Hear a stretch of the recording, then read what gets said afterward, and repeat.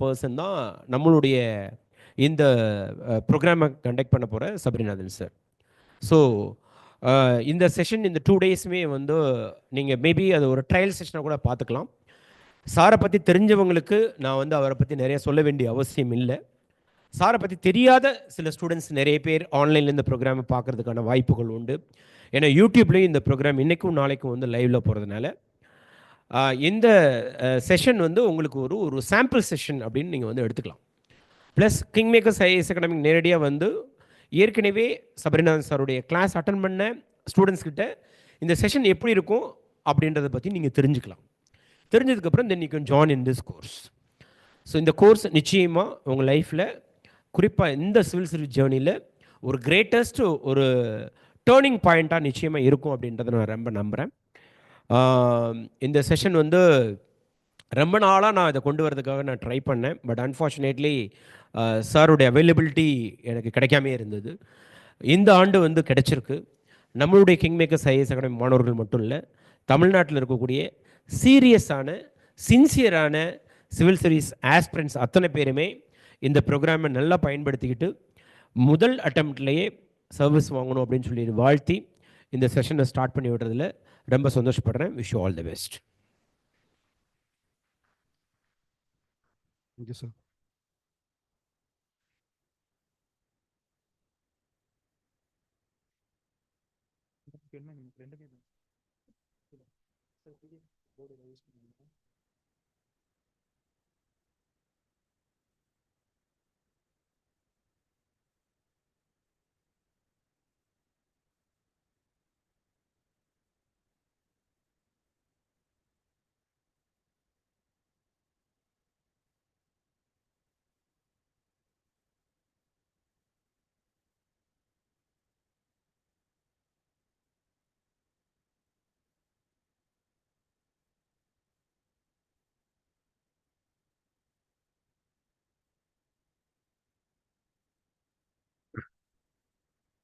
Thank you, sir. சொல்லிடுறேன். 50 candidates மட்டும் தான் சார் வந்து கரண்ட் அஃபேர்ஸ் மாடலில் வந்து நார்மலாக வந்து இப்போ ஏன்னா அவருடைய மென்டார்ஷிப் கீழே வரக்கூடிய ஸ்டூடெண்ட்ஸாக இருப்பாங்க அவங்க. So those who are interested to take current affairs module and take the guidance of Sabarinathan sir, I'm sure next இயர்லாம் வந்து பார்த்தீங்க அப்படின்னு கேட்டிங்கன்னா அனௌன்ஸ் பண்ண 5 நிமிஷத்துலேயே 50 சீட்ஸுமே இமீடியட்டாக ஃபில்லப் ஆகிடும். ஸோ இந்த மாடியூல்ஸ்லையும் எனக்கு தெரிஞ்ச வரைக்கும் இந்த வித்தின் இந்த செஷன் 1 or 2 days முடிஞ்சதுக்குள்ளே இந்த 50 பெஸ்ட் ஸ்டூடெண்ட்ஸுமே வந்து கன்ஃபார்ம் பண்ணுவீங்க அப்படின்னு நான் நம்புகிறேன். நான் wish you all the best. Thank you sir.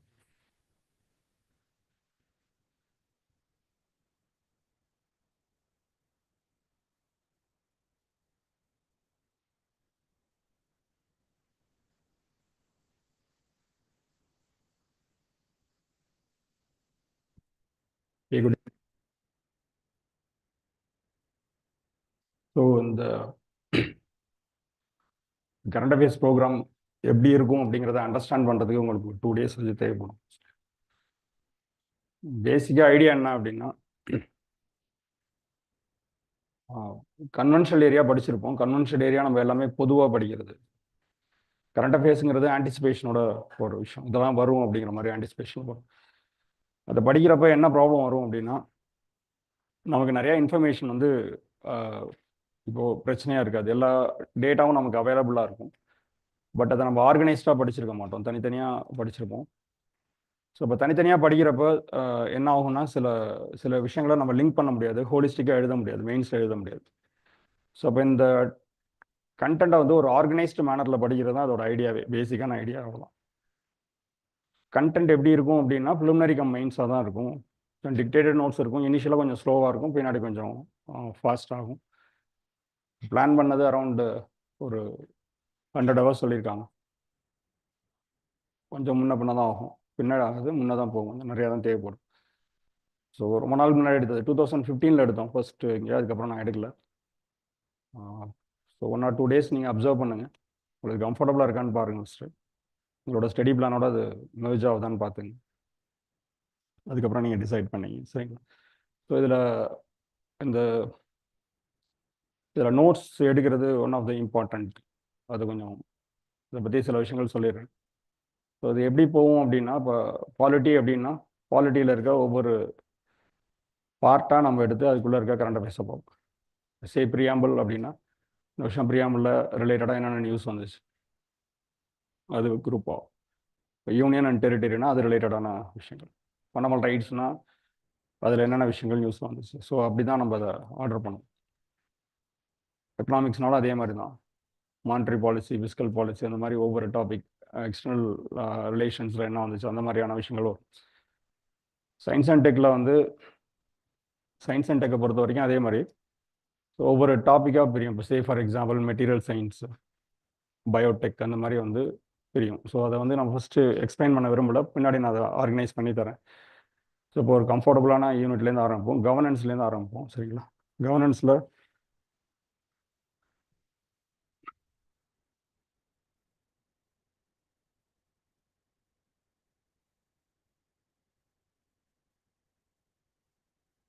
So நான் எப்படி பிளான் பண்ணியிருக்கேன்னா, ஒரு நாளைக்கு ஒரு 3 ஏரியா 3ஆக பிரிச்சுட்டு, polity, governance, science and tech ஒரு நாள், அதுக்கப்புறம் economics, environment and international relation, அந்த மாதிரி ஒரு சைக்கிளில் எல்லாத்தையும் ஈக்குவலாக கொண்டு போயிடலாம். கிளாஸ்லேயே முடிக்கிற மாதிரி பாருங்கள் இங்கே. ஸோ இங்கே இதுதான் படிக்க போகிறோம், இன்னும் ஒரு தடவை படிப்போம் அப்படிங்கிற மாதிரி மைண்ட் செட்டில் உட்காருங்க. மெயின்ஸ் ரிலேட்டடான சில கண்டென்ட் வரும், அதை நீங்கள் வந்து குரூப் பண்ணி வச்சிங்க, பின்னாடி நம்ம யூஸ் பண்ணிக்கலாம். சரி. ஸோ நமக்கு வந்து கவர்னன்ஸ் டாப்பிக்கில் வந்து weaker section, schemes and programs and their weaker section ரிலேட்டடான ஸ்கீம்ஸ் அண்ட் ப்ரோக்ராம்ஸு, அதோட எவாலுவேஷன் பற்றி கொஸ்டின்ஸ் எப்போதுமே இருக்கும். அது ப்ரிலிமினரிலையும் இருக்கும், மெயின்ஸ்லையும் இருக்கும். ஸோ இந்த வீக்கர் செக்ஷன் அப்படிங்கிற டாபிக் நம்ம பார்க்கணும் அப்படின்னா, இந்த வீக்கர் செக்ஷன் அப்படிங்கிறதுல லிஸ்ட் யார் யார் இருக்குது அப்படின்னா ஒரு பெரிய லிஸ்ட் இருக்குது. ஸோ அதில் வந்து senior citizen, disability, transgender, SC ST, minorities, beggars, EWS, denotified communities, அந்த மாதிரி லிஸ்ட் நிறையா வருது. நம்ம ஒவ்வொன்றா இப்போ வந்து migrant workers, drug abuse, so இது மாதிரி நிறையா டாபிக்ஸ் இருக்குது. ஸோ நம்ம ஒவ்வொரு டாபிக் அந்த டாபிக் ரிலேட்டடான கண்டென்ட்டை நம்ம பார்த்தோம். ஸோ இதில் எல்லா மினிஸ்ட்ரியும் முடிஞ்சிடும். எல்லா மினிஸ்ட்ரியோட கரண்ட் அப்டேட்ஸு வித் பேஸோட நம்ம பார்த்துடலாம். ஸோ ஃபர்ஸ்ட் நான் சீனியர் சிட்டிசன்லேருந்து ஆரம்பிக்கிறேன்.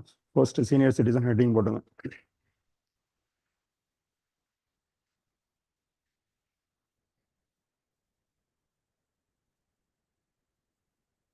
சீனியர் சிட்டிசன் ரிலேட்டடான பேஸான ஆர்டிகல்ஸ் என்ன இருக்குது அப்படிங்கிறத எழுதிங்க. ஃபர்ஸ்ட் ஆர்டிகல்ஸ் என்னென்ன articles, base articles with reference to senior citizen பேசுது அப்படின்னா ஆர்டிகல்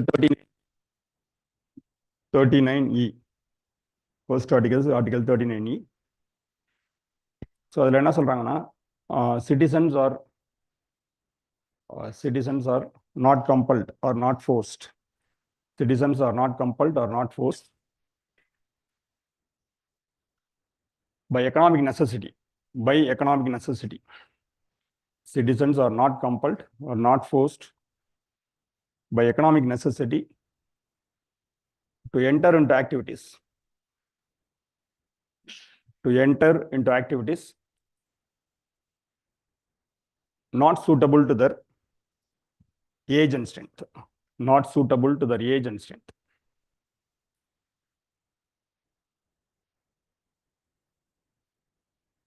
அதுக்கு முன்னாடி ஒரு ஆர்டிகல் இருக்கு, ஆர்டிகல் 23. ரெண்டாவது ஆர்டிகல் வந்து ஆர்டிகல் 23. ஸோ ஆர்டிகல் 23 வந்து women, children and crippled person. Women, children and crippled person should not be involved in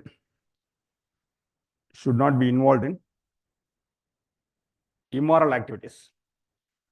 Should not be involved in immoral activities.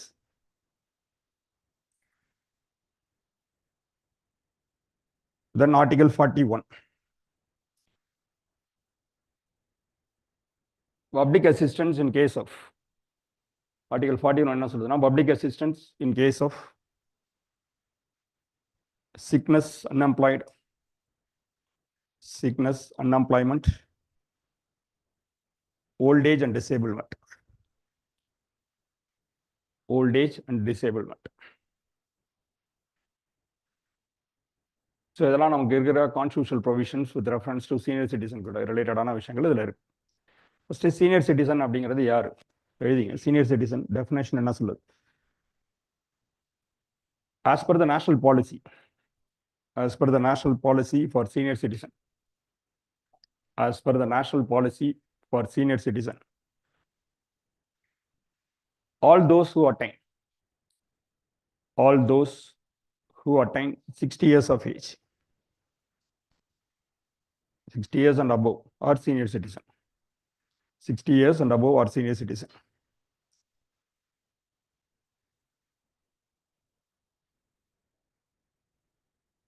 According to Income Tax Act, according to Income Tax Act 1961, Income Tax Act 1961, senior citizens are those who are above 60 years and above.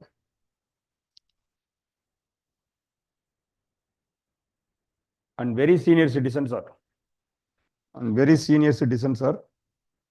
80 years and above. 80 years and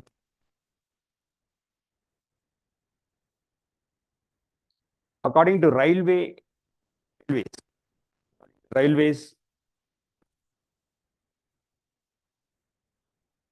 senior citizen male வந்து 60 years above, female வந்து 58 years and above.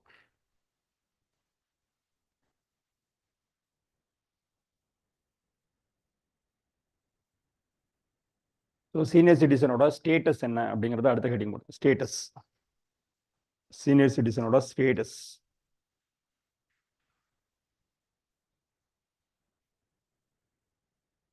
According to 2011 census,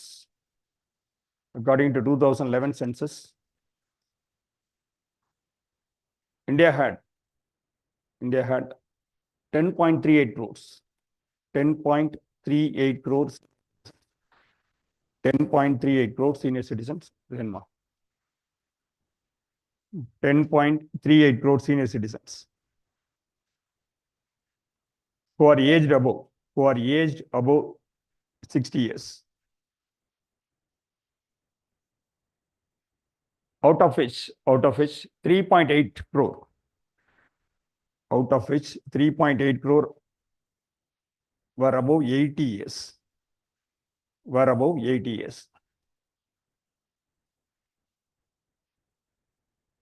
So the 1961 total population percentage wise பார்த்தீங்கன்னா around 6% இருந்தாங்க. So அதே எழுதிங்க. 1961, according to 1961 census,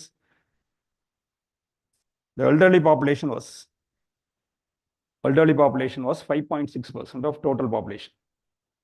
5.6% of total population.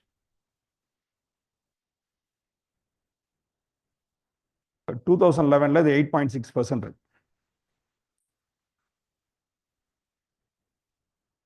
According to various estimates,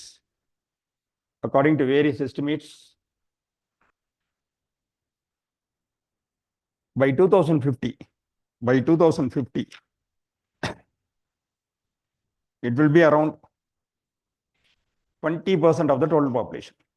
20% of the total population.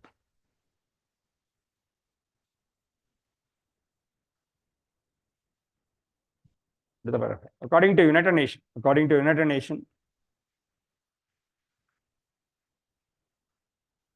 the life expectancy at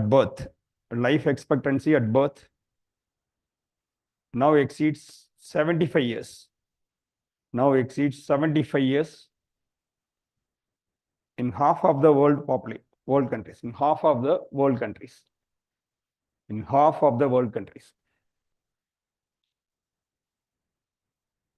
So 1950s அது 50 இருந்துச்சு, இப்போ 75 மாறி. So voltage population அப்படிங்கிறது நம்ம எதிர்காலத்தில் ஃபேஸ் பண்ண போகிற முக்கியமான ஒரு ப்ராப்ளமாக எமர்ஜ் ஆகும். So it was in 1950 it was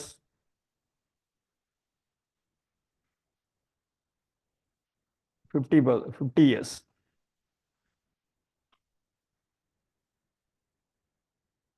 according to UN, அதே தான் according to UN, by 2030,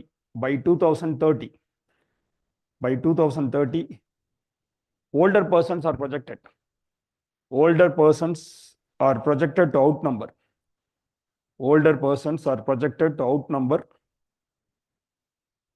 youth. Older persons are projected to outnumber youth globally.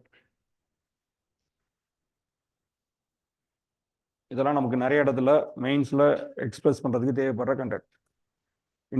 India's 21st century belongs to Asia and especially Indiaன்னு சொல்லுவாங்க. Because இந்தியாவில் democracy இருக்கு, demography இருக்கு and demand இருக்கு அப்படின்னு சொல்லுவாங்க. இப்போ இந்தியா வந்து குளோபல் பவராக மாறுறதுக்கு பேஸான விஷயமே அந்த யூத் பாப்புலேஷன் அதிகமாக இருக்கிறது. ஸோ குளோபல் லெவலில் நிறைய டெவலப்டு கண்ட்ரிஸ் அவங்க வந்து இந்த டிக்ளைனிங் பாப்புலேஷன் பார்க்குறாங்க. இதில் நிறைய நியூஸ் ஐட்டம் வந்துருக்கு. ஈலோன் மஸ்க் வந்து ஒரு ட்வீட் பண்ணியிருந்தார், உங்களுக்கு ஞாபகம் இருக்குன்னு நினைக்கிறேன். Singapore is going to extinct அப்படின்னு சொல்லி ஒரு ட்வீட். சவுத் கொரியா மாதிரியான கண்ட்ரீஸில் இந்த டோட்டல் ஃபர்டிலிட்டி ரேட் வந்து ரொம்ப கம்மியாயிடுச்சு. 0.69 அந்த ரேஞ்சுக்கு வந்துடுச்சு. அது நமக்கு நியூஸில் இருக்குது. அரௌண்ட் டோட்டல் ஃபர்டிலிட்டி ரேட்டு 2.1% கிட்ட இருந்தால் தான் அது வந்து ஒரு சஸ்டைனபிள் பாப்புலேஷனாக இருக்க முடியும். இப்போ அது இல்லை. அதனால் நிறைய கண்ட்ரிஸ் வந்து எக்ஸ்டிங்க்ட் ஆக போகுது அப்படின்னு சொன்னால் அந்த பழைய ஜென்ரேஷன் போகிறாங்க, புது ஜென்ரேஷன் பெருசாக வரல. இதுதான் அதோட பேசிக் ஐடியா. ஸோ இது வந்து குளோபல் லெவலில் ஒரு கவர்னன்ஸில் மட்டும் இல்லை, ஸோ எக்கனாமிக் ரிலேட்டடான விஷயத்தில், மைக்ரேஷன் ரிலேட்டடான விஷயங்கள், இது எல்லாத்தையுமே ஒரு இம்பேக்ட் பண்ணக்கூடிய ஒரு ஆஸ்பெக்டில் வருது. அப்போ அதுக்கு நம்ம வந்து அதுக்கு எப்படி ப்ரிப்பேர் ஆகிறோம், அந்த ப்ராப்ளத்தை நம்ம எப்படி ஃபேஸ் பண்ண போகிறோம், இதுதான் அதோட பேசிக்கான கான்செப்ட்ஸ். ஸோ எழுதிங்க அடுத்த பேராகிராஃப். இன்னும் சில டேட்டா இருக்குது. அந்த 2011 சென்சஸ் டேட்டால இன்னொன்று. According to 2011 census,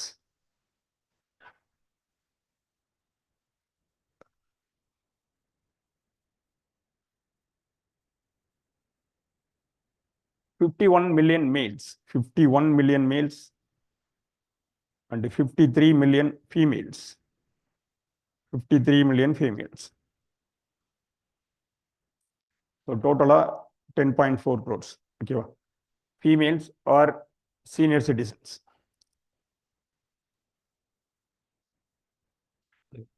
71% of elderly population. 71% of elderly population is in rural areas. 71% of elderly population is in rural areas. And 29% is in urban area. 29% is in urban area. இதெல்லாம் கவர்னன்ஸில் இருக்க issue. 79% உள்ள பாப்புலேஷனுக்கு அஃபோர்டபுளாக medicines அந்த மாதிரி aspects கொடுக்கறது ஒரு key challenge கவர்னன்ஸில். So இந்த பாயிண்ட்டாக இம்பார்ட்டண்ட்டாக போட்டு வச்சுங்க, நமக்கு எழுதுறதுக்கு தேவைப்படுற பாயிண்ட். என்ன சேலஞ்சஸ் இருக்குது அப்படிங்கிறத எழுதிங்க. அடுத்த point, life expectancy in 2018. Life expectancy in 2018 was around 69.42. 69.42. 69 வயசு, நான் 69.5. At the age of 60 years,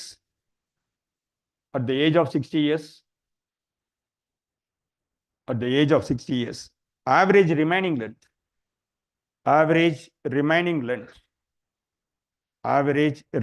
length of life was calculated. Average remaining length of the life was calculated at 18 years. 60 வயசுக்கு மேலே இருக்கிறவங்க இன்னும் எவ்வளோ நாள் ஆவரேஜாக உயிர் வாழ்றதுக்கு வாய்ப்பு இருக்குன்னா 18 வருஷம்னு ஒரு கால்குலேஷன் சொல்கிறாங்க. At the age of 70 years, the average remaining length of life was at 12 years.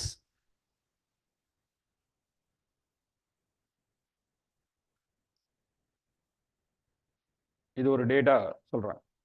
Next point, the dependency ratio of elderly population.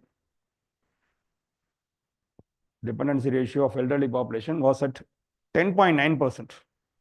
10.9% in 1961. and 14.2% in 2011. 14.2% in 2011.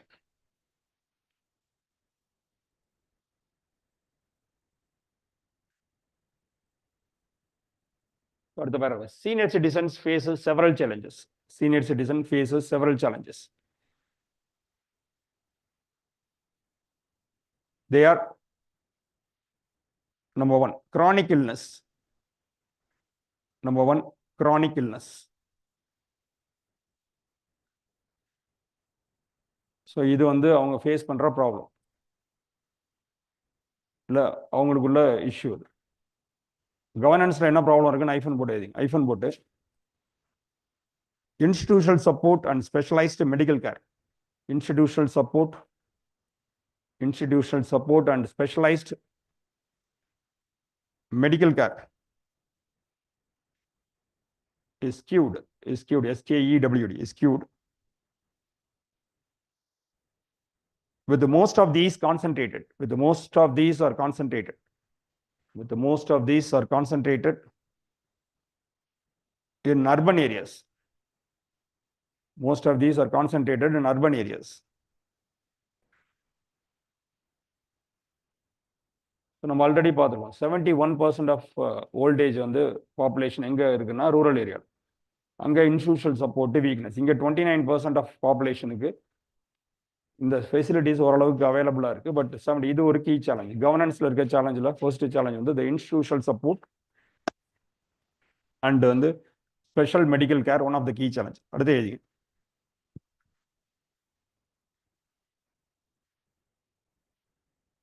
lack of income security, lack of income security, lack of income security and poverty make it difficult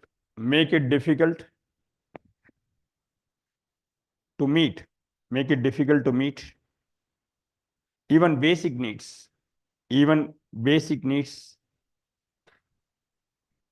for large number of senior citizens.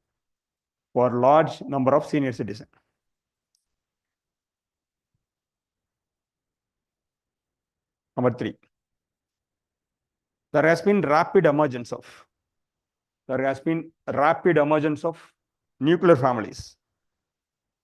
There has been rapid emergence of nuclear families and aging parents living away from the children. இப்போ பேரண்ட்ஸை பார்த்துக்கிறதுலாம் லாஃபுல்லான duty நமக்கு, ரைட்டா? As per லா வந்து voltage senior சிட்டிசனாக இருக்கக்கூடியவங்கள பார்த்துக்கிறதுக்குள்ள responsibility பற்றி act இருக்குது, நம்ம பார்க்கலாம். அடுத்து number 4, there is a shortage of well-trained personnel. There is a shortage of well-trained personnel for delivering caregiving and other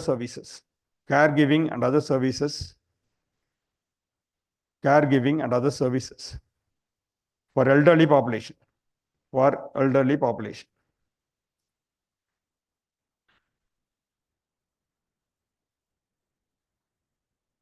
Apart from that,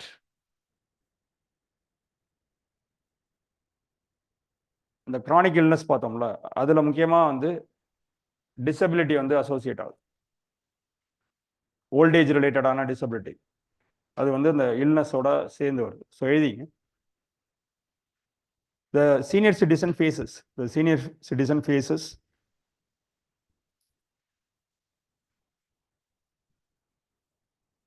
number 1, locomotive disability.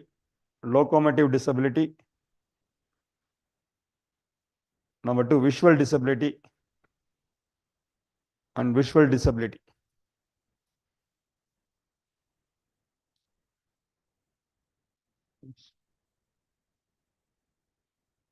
Which makes their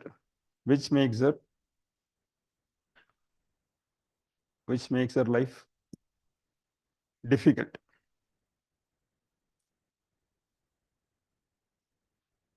இந்த பேக்ரவுண்டை படிச்சிங்க, என்னென்ன schemes இருக்கு அப்படிங்கிறத பார்த்தலாம். schemes, programs,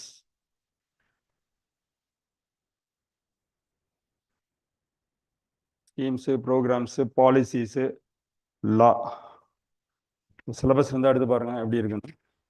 சில mains கொஸ்டின்லாம் உங்களுக்கு சொன்னேன்னா அது எப்படி எழுதுறதுன்னு உங்களுக்கு புரியும்.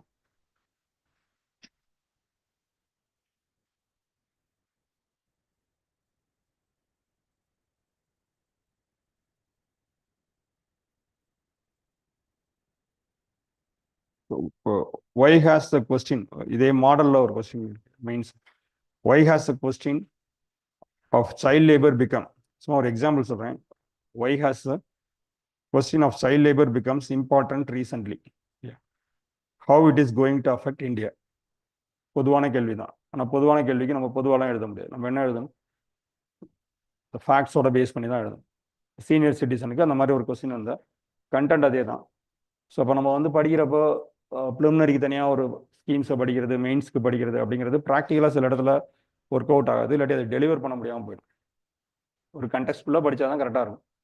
இதெல்லாம் ஞாபகம் வருதோ படிச்சிங்க. ஜென்ரலாக இதில் மனப்பாடம் பண்ணுறதுக்கு எதுவும் இல்லை. சில ஸ்கீம்ஸ் மட்டும் இம்பார்ட்டன்ட் ஸ்கீம்ஸ் ப்ரிலிமினரிக்குன்னு சொல்கிறத கொஞ்சம் பார்த்துட்டு போயிடும். மற்றபடி வந்து மற்றதெல்லாம் ஜென்ரலாக ரீட் பண்ணுங்கள். நம்பர் ஆஃப் டைம்ஸ் எத்தனை டைம் ரீட் பண்ண முடியுமோ அதை பார்த்து எழுதிங்க. அடுத்தது ஸ்கீம்ஸ், ப்ரோக்ராம்ஸில்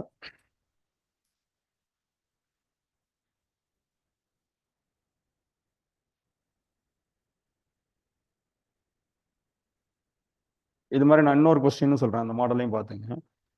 நிறைய இருக்குது, நீங்கள் எடுத்து பார்க்கலாம். But what are the major legal initiatives by the government since independence addressing the issues of scheduled tribe அப்படின்னு கேட்டிருக்காங்க. பொதுவான கொஸ்டின், ஷெட்யூல் ட்ரைப்ஸ்க்காக ஆஃப்டர் இண்டிபெண்டன்ஸ் என்னென்ன ஸ்கீம்ஸ்லாம் கவர்மெண்ட் வந்து இனிஷியேட் பண்ணியிருக்கு அப்படின்னு கேட்டிருக்காங்க.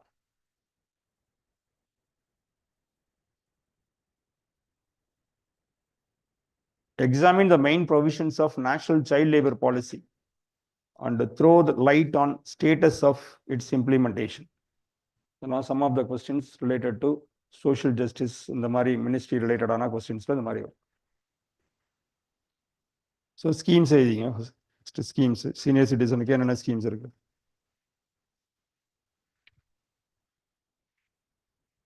First, maintenance and welfare of parents and senior citizen. Maintenance and welfare of parents and senior citizen act 2007.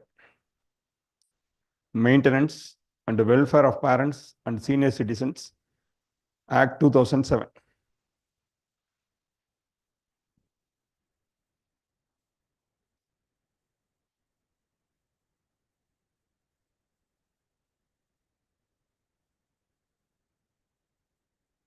It amended 2007 Act. It amended 2007 Act.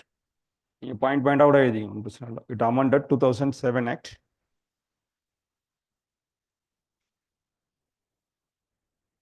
This act included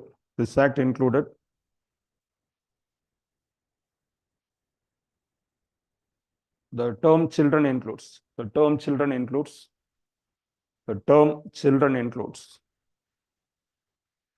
children and grandchildren,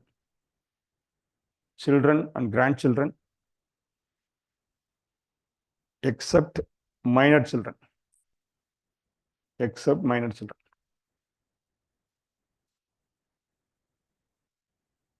அதாவது குழந்தைங்க அப்படின்னா அந்த பேரண்ட்ஸை பார்த்துக்க வேண்டிய கடமை யாருக்கு இருக்கு அப்படிங்கிறப்போ அவங்க சொல்றப்ப யார் சொல்றாங்க, சில்ட்ரன் அண்ட் கிராண்ட் சில்ட்ரன் சொல்றாங்க. மைனர் சில்ட்ரனா விட்டுறாங்க.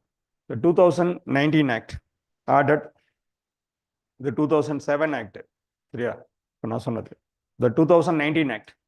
The 2019 Act added. The 2019 Act added stepchildren, adoptive children,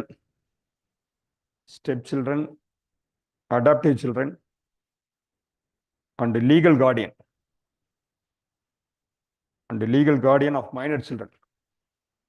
Legal guardian of minor children comes under the definition.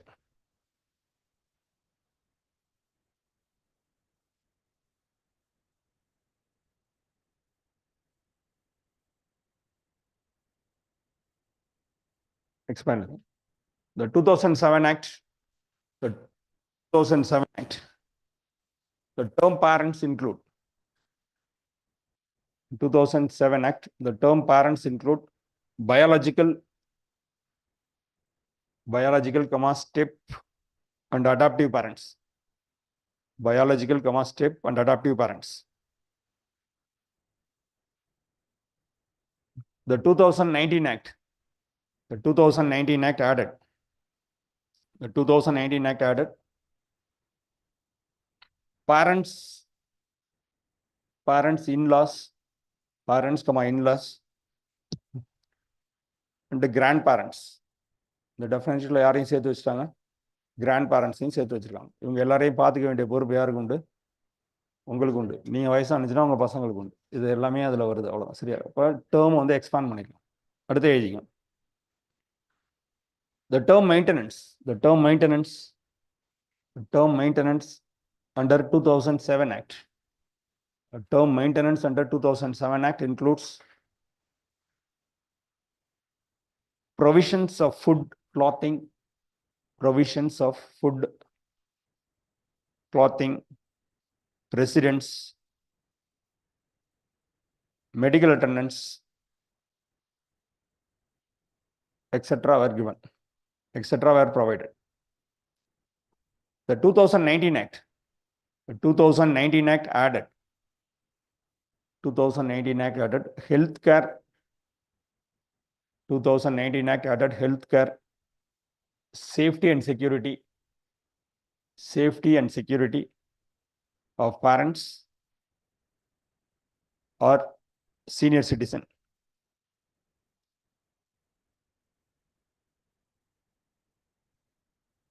And added dignified life.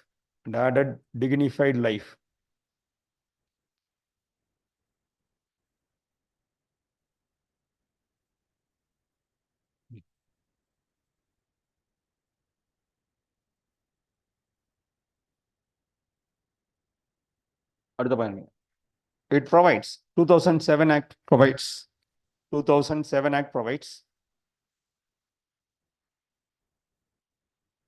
maintenance tribunals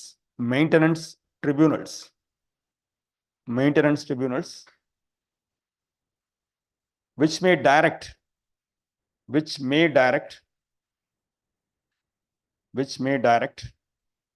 the children to provide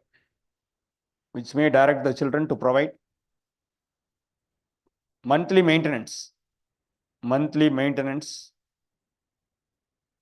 of 10,000 rupees.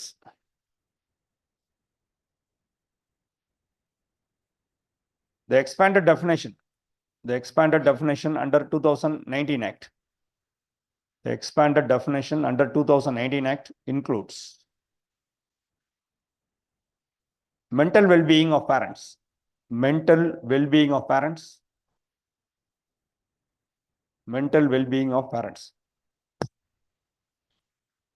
and remove the upper limit of 10,000, and remove the upper limit. இவ்வளவுதான் கொடுக்கணும்னு எதுவும் restriction வந்து வைக்கல. 10,000 கொடுத்தா போதுன்ற மாதிரி கிடையாது. Upper limit எல்லாத்தையும் வந்து ட்ரிபியூனல் சொல்ற அளவுக்கு கொடுக்கணும் மெயின்டெனன்ஸ் அப்படின்னு சொல்லி எக்ஸ்பேண்ட் எழுதிங்க. Children and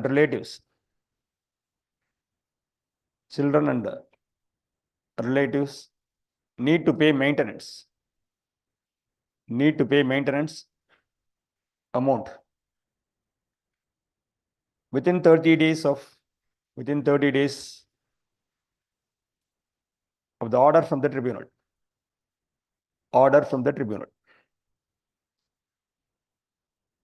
The 2019 Act reduced it to 15 days.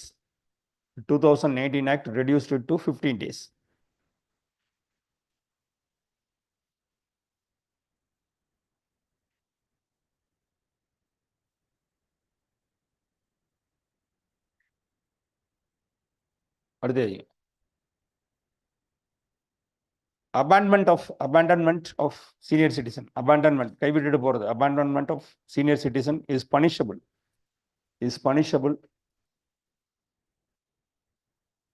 up to 3 months imprisonment and a fine up to 5,000 or both. fine up to 5,000 or both was given under 2007 Act. Now, the 2019 Act increased to 3 to 6 months. 3 to 6 months. 3 மாசத்துலேருந்து 6 மாசம் வரைக்கும். 3 to 6 months imprisonment and fine up to 10,000. The fine up to 10,000 or both. Fine up to 10,000 or both may awarded.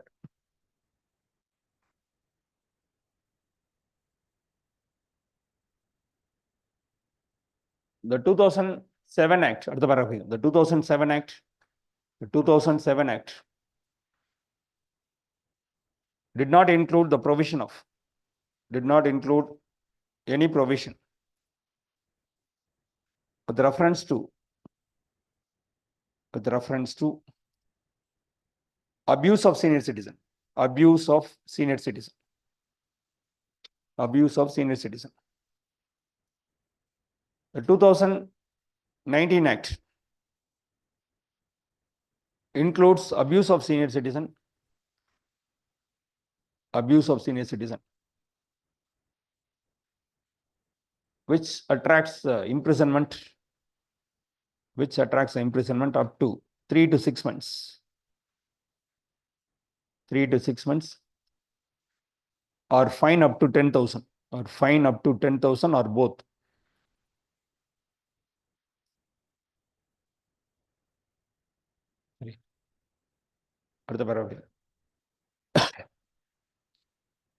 Under 2007 Act, under 2007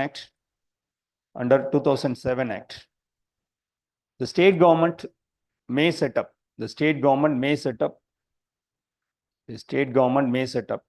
one old age home in every district,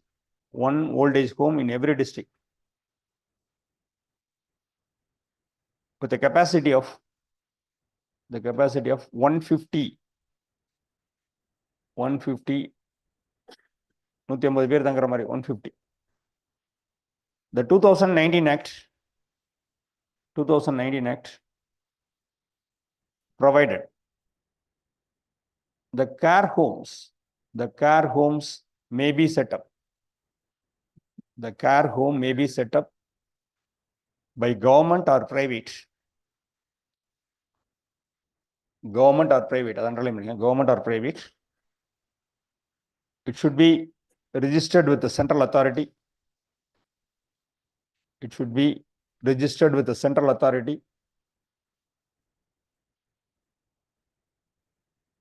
With the minimum standards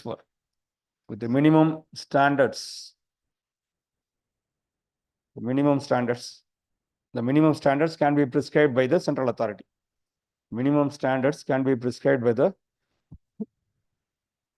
Central government.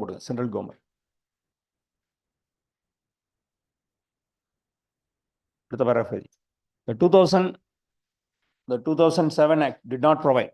The 2007 Act did not provide home services.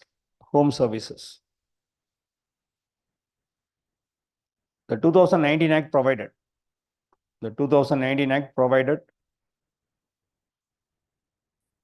Home services.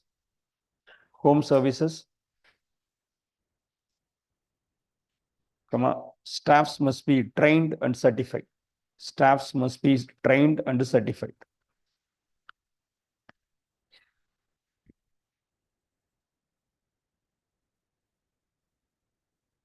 இதெல்லாம் கொஞ்சம் link பண்ணணும். முன்னாடி இருக்க பாயிண்ட்ஸோட நீங்க link பண்ணி பார்க்கறதுக்கு கத்துங்க. அவ்வளவுதான், ரொம்ப கஷ்டம்லாம் இல்லை. இன்ஸ்டிடியூஷனல் சப்போர்ட் இல்லை அப்படிங்கிறத நம்ம பார்க்குறோம். ரைட்டாங்க, institutional support it is not available. அது ஒரு ப்ராப்ளமாக இருக்குது. ட்ரைன்டு பர்சனல் இல்லை அப்படிங்கிறது சேலஞ்சாக இருக்குது. நம்ம ஆல்ரெடி பார்த்துருக்கோம். அப்போ இந்த ஆக்டில் என்ன ப்ரொவைட் பண்ணியிருக்காங்க அப்படிங்கிறத எழுதுங்க. என்ன கவர்மெண்ட் எடுத்த ரீசன்ட் மெஷர்ஸ் என்னென்னா இது புரிஞ்சுக்கிறது தானே ஒழிய, ஒரு ஆர்டர்லி அரேஞ்ச்மெண்ட் தானே ஒழிய, அதில் இருக்க கண்டென்ட்டை நீங்கள் சும்மா படிச்சுட்டு போனீங்கன்னா அதெல்லாம் நீங்கள் வந்து அதுக்கும் உங்களுக்கும் அதில் வந்து ஒரு ஏலினேஷன் தெரியும். என்ன ஏலினேஷன்னா, நீங்கள் எழுதியிருக்கீங்க ஆனால் அதை நீங்கள் வந்து புரியாமல் எழுதியிருக்கீங்கிறது ஒரு எக்ஸாமினருக்கு அதை கண்டுபிடிக்கிறது ஈஸியாக இருக்கும். பட் இப்போ நம்ம வந்து இஷ்யூஸை புரிஞ்சிருக்கோம், அதுக்கு தகுந்த மாதிரி நம்ம ஆன்சர் எழுதியிருக்கோம் அப்படிங்கிறது தான் அதில் இருக்க ஸ்கில் செட்டு. அந்த ஸ்கில்ஸை எப்படி இன்கார்பரேட் பண்ணுறதுன்னு பாருங்கள். சும்மா படிங்க மல்டிபிள் டைம். இது எந்த பாயிண்டோட ரிலேட்டட்? இந்த இன்ஸ்டியூஷனல் பாயிண்டோட ரிலேட்டட். அப்போ ஹோம் சர்வீஸ் அப்படிங்கிற கான்செப்டை பற்றி பேசுகிறோம். ஸோ நெக்ஸ்ட் எழுதிங்க.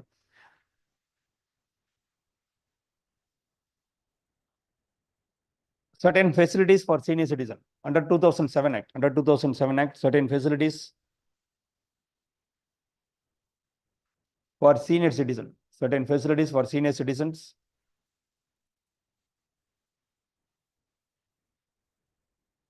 like separate queues, separate queue for separate queue, separate facilities at hospitals and separate beds should be allotted in hospitals.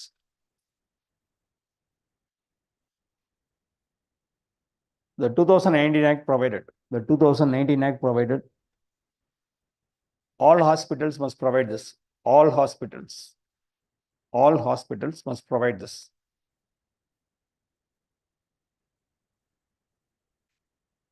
அடுத்த பாயிண்ட் எழுதுங்க. In 2019 Act,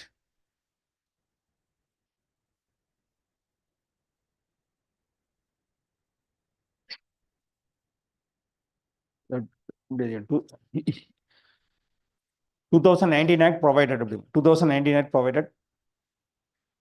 that every police station must have at least one officer to deal with issues relating to parents and senior citizens.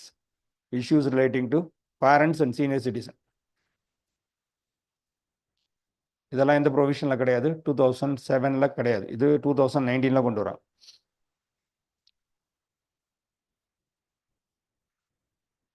The state government should provide a separate police unit. The state government must provide separate police unit for senior citizen. Separate police unit for senior citizen in every district.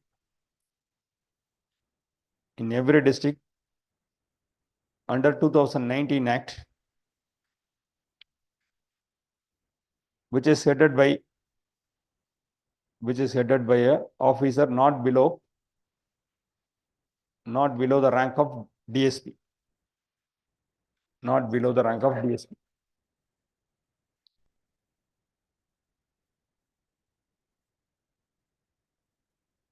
சரியா? புரியுதாங்க? இதெல்லாம் அதில் இருக்க provisions. எதுக்கு 2007 கொடுத்துனா முன்னாடி என்ன இல்லை இப்போ என்ன இருக்குது அப்படிங்கிறத சேர்த்து பார்க்கணும். ஒரு மாடல் கொஸ்டின் சொல்கிறேன், மெயின்ஸ் கொஸ்டின் சைடில் எழுதி வச்சுங்க. Does right of the person with disabilities act. Does model question இது இதே மாதிரி என்ன கேட்டிருக்காங்க அப்படின்னு. Does the right of the persons with disabilities act does right of the person with the disabilities act ensures effective mechanism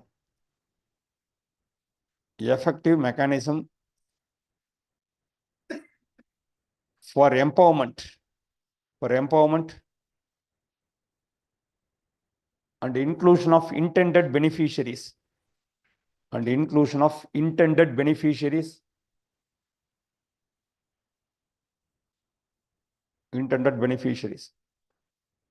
discuss. அவ்வளோதான் question. ஆமான்னு எழுதுங்க. அது மாதிரி கொஸ்டின் வந்துச்சுன்னா இதெல்லாம் இருக்கு, என்னென்ன ப்ராப்ளம்ஸ் முன்னாடி இருந்துச்சு, என்னென்ன ப்ராப்ளத்தை நம்ம சரி பண்ணியிருக்கோம் அப்படிங்கிறத எழுதும்.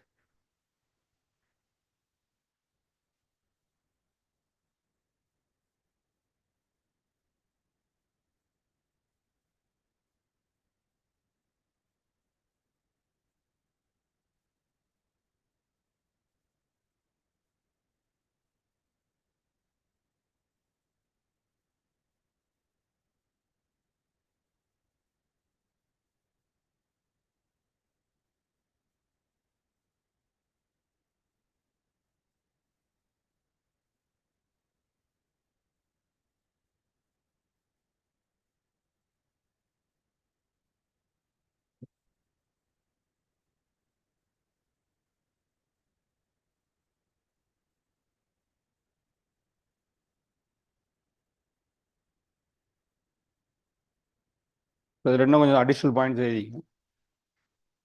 அதில் கீழே எழுதி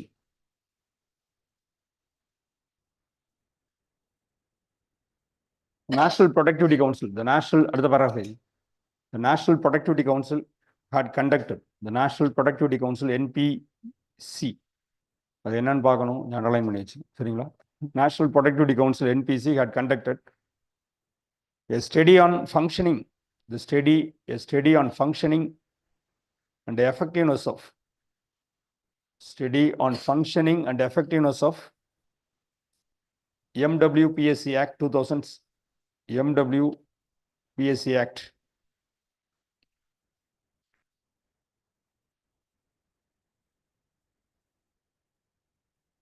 ஸோ அதோட எஃபெக்டிவ்னஸை ஸ்டடி பண்ணாங்க. ரீசெண்டாக நேஷனல் ப்ரொடக்டிவிட்டி கவுன்சில் அப்படின்னு ஒரு கவுன்சில் பண்ணாங்க. ஸோ அதில் வந்து based on that,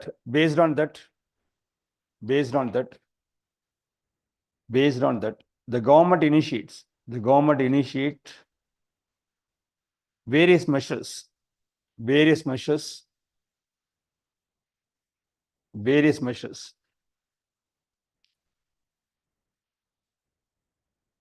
The government introduced various measures to remove the problems in that act.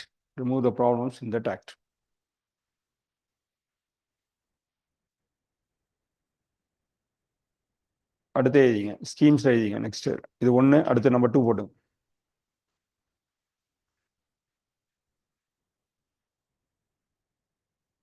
Rashtriya Vayoshri Yojana, ஃபாஸ்டா எழுதிங்க. ராஷ்டிரிய வயோஸ்ரீ யோஜனா,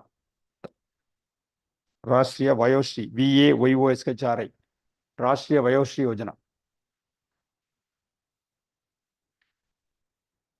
பாயிண்ட் எழுதிங்க. இதெல்லாம் ப்ரிலிமினரி கண்டென்ட் தான், கேட்கலாம் கேட்காமலும் போகலாம்.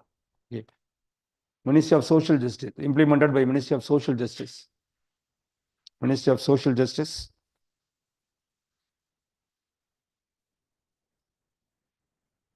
இது வந்து 2017 இம்ப்ளிமெண்ட் ஆகுது. ஐஃபோன் போட்டு 2000 implemented from 2017.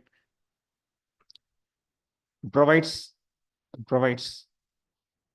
physical aid and assisted living devices. Provides physical aid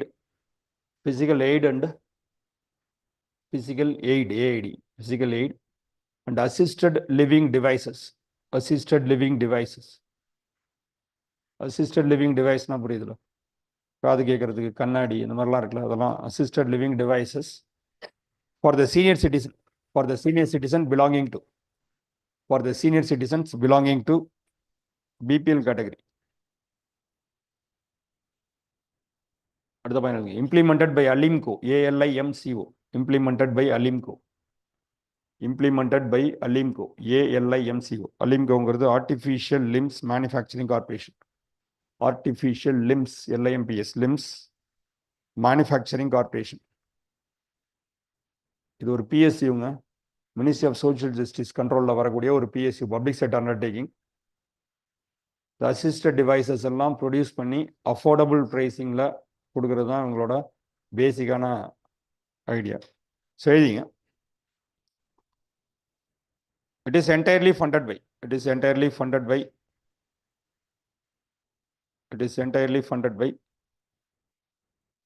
Senior Citizen Welfare Fund. It is entirely funded by Senior Citizen Welfare Fund,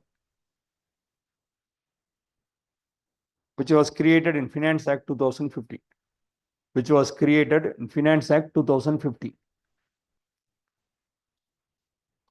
எது அந்த ஃபண்ட், ஓகேவா? The scheme is a central sector scheme.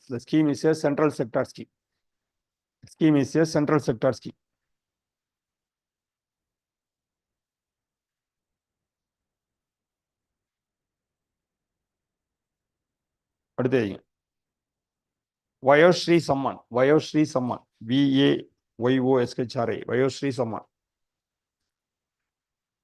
SAMAN, award போல இருக்கு, ஓகேவா? It is இது வந்து Ministry of Social Justice and Empowerment, given by Ministry of Social Justice and Empowerment. it has a status of national award.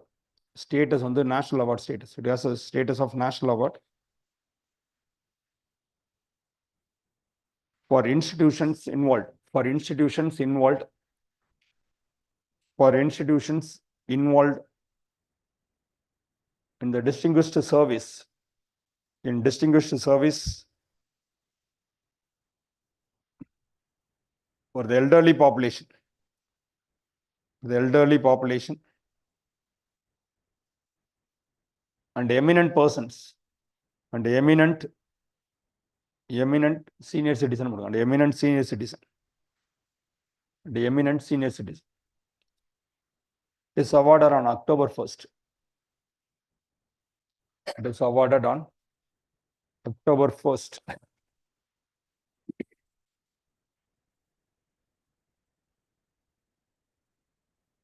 October 1st on the International Day of Older Person. October 1st is International Day of Older Person. On the International Day of Older Person, United Nations 1990 இதை celebrate பண்ணிட்டு இருக்காங்க.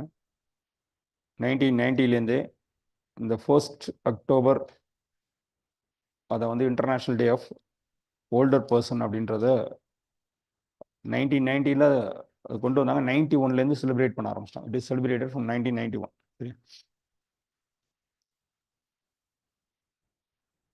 So national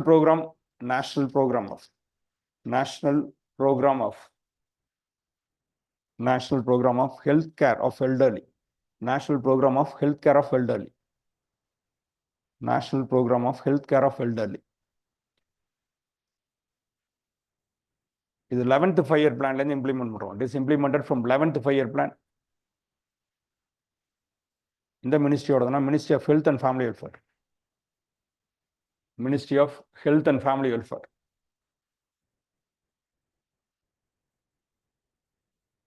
It aims to provide dedicated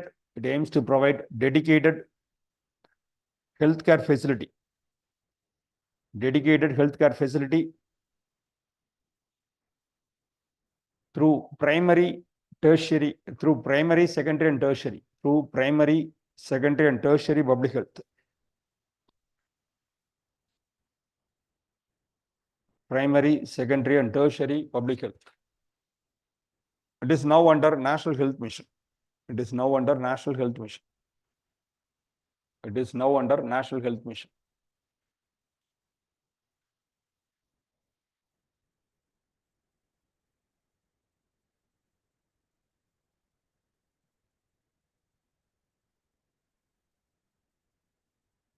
Or the PM Vayo Vandana Yojana. PMVVY. PM Vayo Vandana Yojana. Vayo Vandana Yojana. It is a pension scheme. Vayo Vandana scheme. It is a pension scheme for Government of India.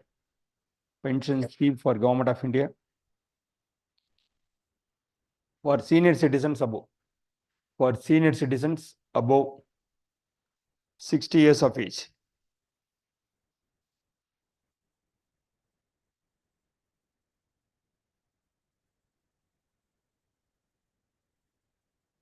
Or the senior citizen saving schemes. Next, senior citizen saving scheme. Senior citizen saving scheme. Senior citizens saving scheme.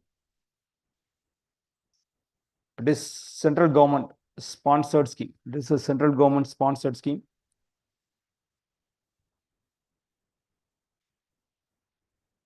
It offers guaranteed interest payment. It offers guaranteed interest payments. Guaranteed interest payment. Guaranteed interest payment on quarterly basis. Guaranteed interest payment on quarterly basis.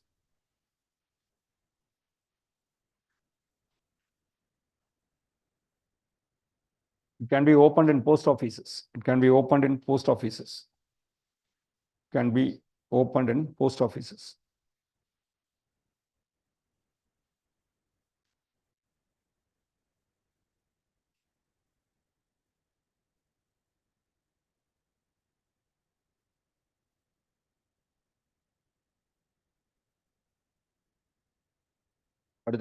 National social assistance program, national social assistance program, national social assistance program,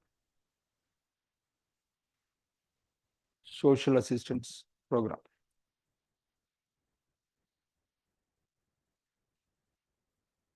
It's a centrally sponsored program. It is a centrally sponsored program. It's centrally sponsored program.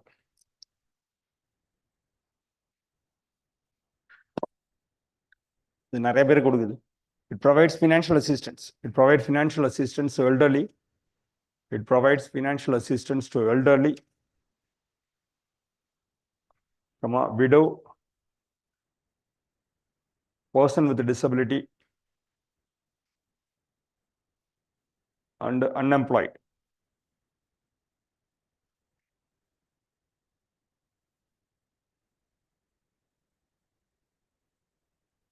It has three components. It has three components. It has three components. Number one, National Old Age Pension Scheme. Number one, National Old Age Pension Scheme. Number two,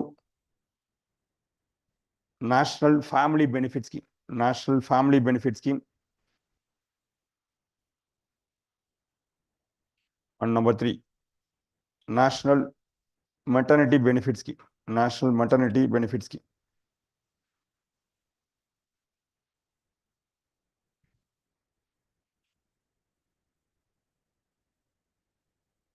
It covers all individuals. It covers all individuals living below poverty line.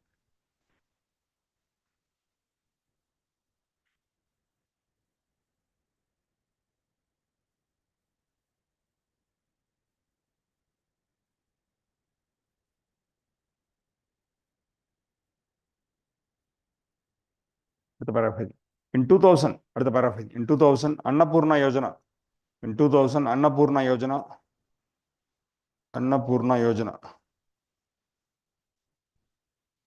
was introduced. Under this, those who are not covered, those who are not covered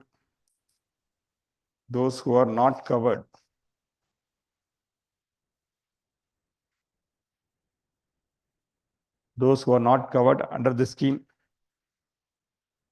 under National Social Assistance Program, provided with 10 kg of rice,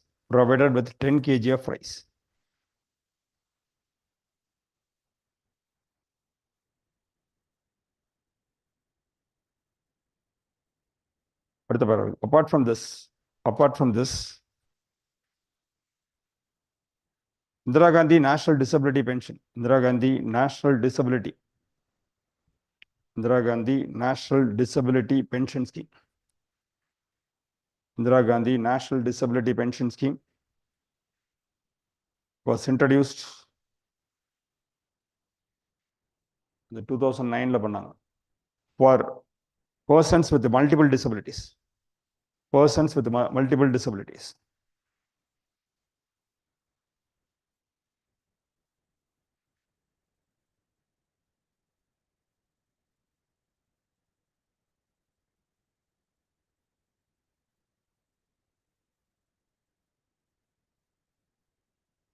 The scheme minimum the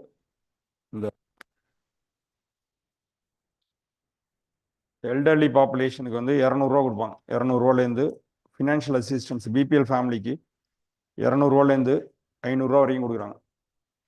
அதாவது 60 வயசுக்கு 60ல இருந்து 79 வயசு வரைக்கும் இருக்கிறவங்களுக்கு 200 ரூபாய்,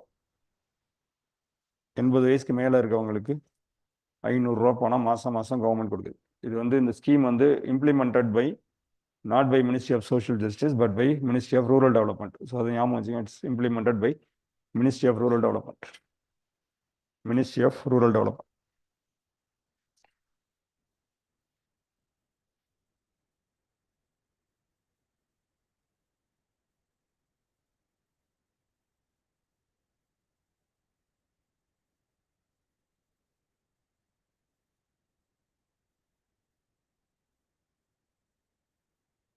இந்த வருஷம் நியூஸ்ல இருந்த ஸ்கீம்ஸ் இதெல்லாம் பழசு. அடுத்து அட்டல் வயோ அடுத்து அட்டல் வயோ விஓயோ வயோ அபியுதே அபியுதே ABHYUDAY அபியுதே யோஜனா AVYAY திருப்பி சொல்லவா Atal Vayo Abhyuday ABHYUDAY Abhyuday Yojana shorter form வந்து AVYAY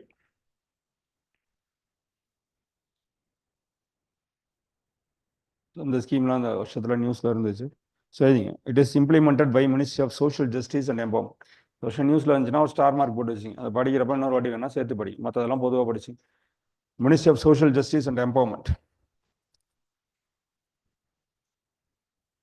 it has two components it has two components it has two components ரெண்டு number one integrated program for senior citizen number one integrated program for senior citizen IPSRC integrated program for senior citizen iPhone போட்டுங்க அது என்ன scheme it provides government provides grants in aid government provides grants in aids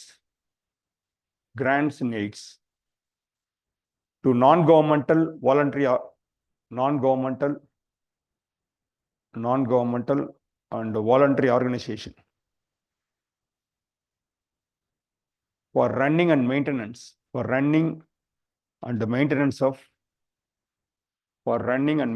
of senior citizen homes old age homes okay senior citizen homes continuous care homes etc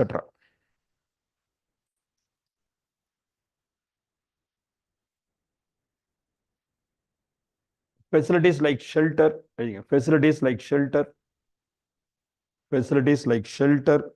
nutrition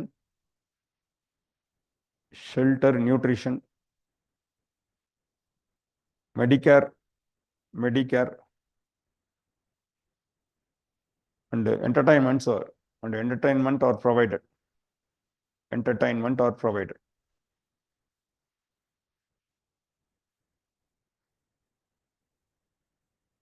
இது ஒரு integrated program for senior citizen number 2 second component வந்து Rashtriya Vayoshri Yojana RVY இது நம்ம already பார்த்துட்டோம் Rashtriya Vayoshri Yojana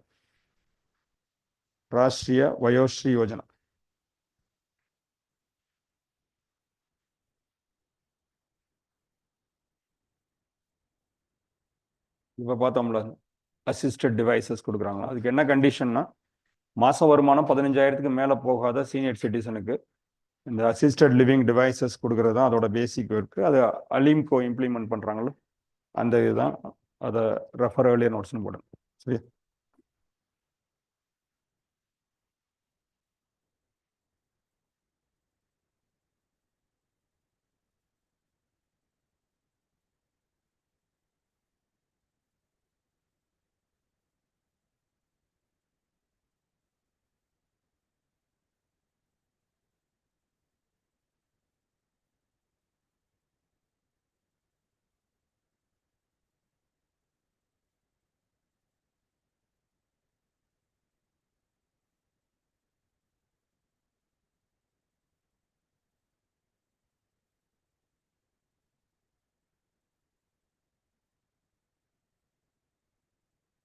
chronic illness இன்னொரு side எடுக்கீங்க போட்டு நான் சொல்றதை எழுதிங்க அடுத்து எழுதிங்க chronic illness ஸ்கீம்ஸ்ல தான் வரும் அடுத்து chronic illness ஹெட்டிங் போடுங்க it is defined as a chronic illness is defined as a condition chronic illness is defined as a condition that lasts 1 year or more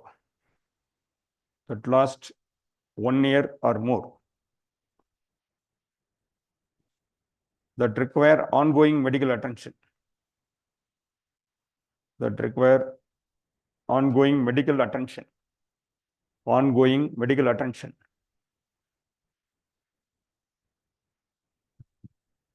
and illness limit the activities of and the illness limit the activities of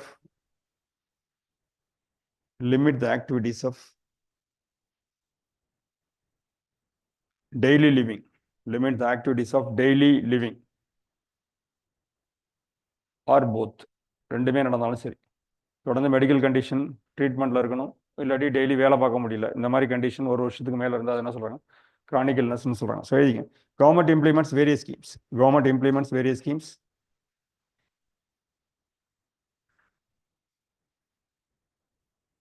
இதில் இப்போ பார்த்தது ஒன்று, number 1 national programme on health care of elderly person. Number 1 national programme on health care of elderly person. National programme on health care of elderly person. அதான் பார்த்தோம், refer earlier நோட்ஸ்னு போட்டுங்க. நம்ம apart from that, அடுத்த பிறகு apart from that, Ministry of Health and Family Welfare. Ministry of Health and Family Welfare. Ministry of Health and Family Welfare conducts longitudinal aging study of India. Longitudinal aging study of India. LAS ன்னு சொல்லுவாங்க. Longitudinal aging study of India. LASI study, LASI, LASI. Longitudinal aging study of India. This study collects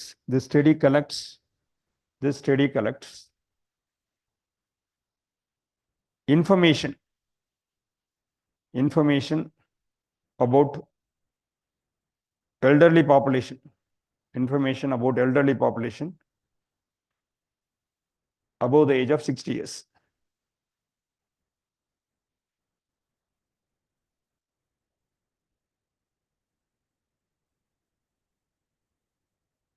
This program find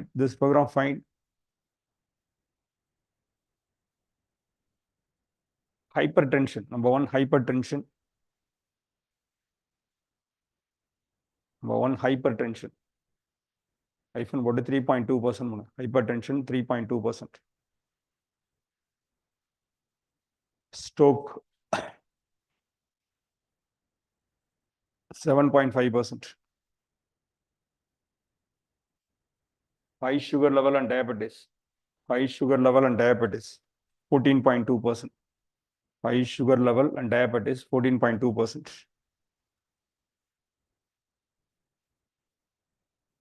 Chronic lung disease 8.3%.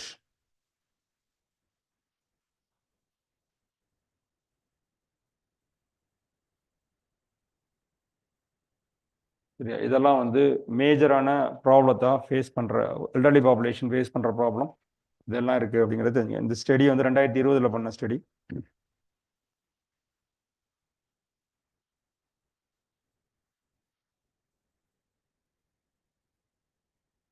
இப்போ அந்த ஸ்டடியில் என்ன சொன்னாங்கன்னா around 50%, சைடில் எழுதி வச்சுக்கோங்க, around 50, according to this study around 50% of the senior citizen are active. 50% of the senior citizens are active.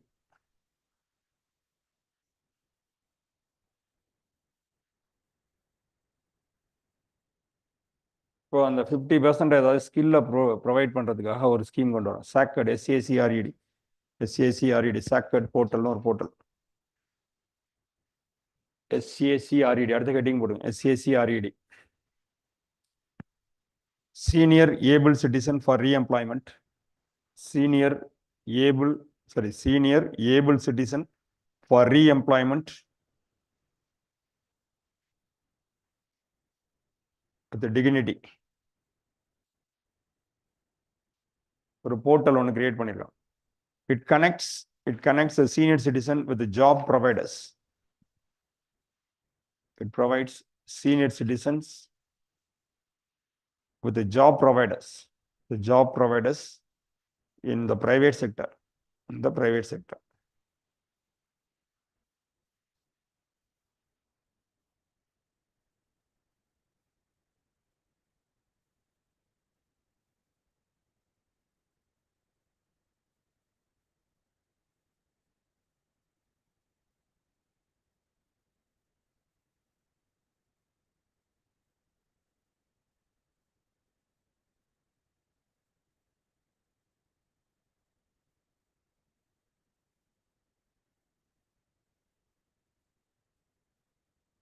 SAG ஒரு heading போடுங்க. SAG next heading போடுங்க. SAG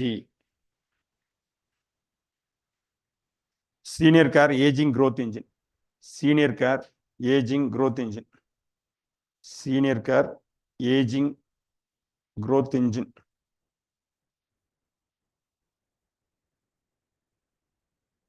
Under this scheme,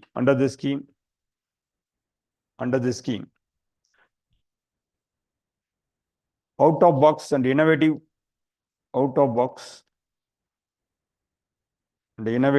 startups are identified. And encouraged for developing products.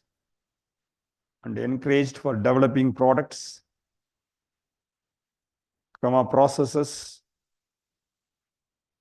and services. For the welfare of elderly population.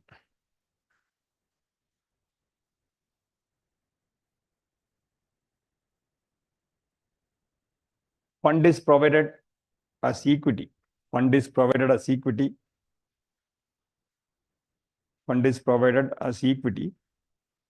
And government investment is not exceeding 49% of the government investment, not exceeding 49%. 49% வரைக்கும் கவர்மெண்டோட investment வருது. 49% venture capital மாதிரி புரியுதுல உங்களுக்கு. 49% of total equity of the firm.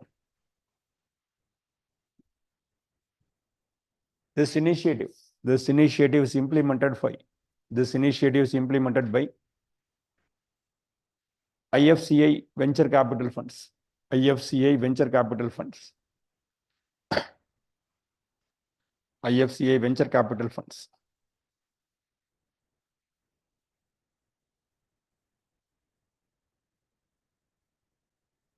So இது வந்து இனோவேஷனை promote பண்ணுறதுக்காகவும் ப்ரைவேட் பார்ட்டிசிபேஷன் எல்டர்லி கேர் இதெல்லாம் வந்து ப்ரைவேட் பார்ட்டிசிபேஷன் சோஷியல் ஏரியாவில் ப்ரைவேட்டோட ரோல்லாம் கேட்குறோம். சிஎஸ்ஆர் ஆக்டிவிட்டீஸ்லாம் மாதிரி இருக்குல்ல, அது மாதிரி இது மாதிரியான இனிஷியேட்டிவும் இருக்குது அப்படிங்கிறத ஞாபகம் வச்சுங்க. ஸோ ப்ராக்கெட்டில் வந்து இதெல்லாம் வந்து இந்த சோஷியல் இனோவேஷனுக்காக உள்ள ப்ராடக்ட்ஸை சப்போர்ட் பண்ணுறதுக்காக கவர்மெண்ட்டோட இனிஷியேட்டிவ்ஸ் இதெல்லாம். ஸோ இதை தவிர 14567 அடுத்த ஹெட்டிங் போடுது. 14567 தட் இஸ் எல்டர்லி லைன் ஒன்று கிரியேட் பண்ணியிருக்காங்க. 14567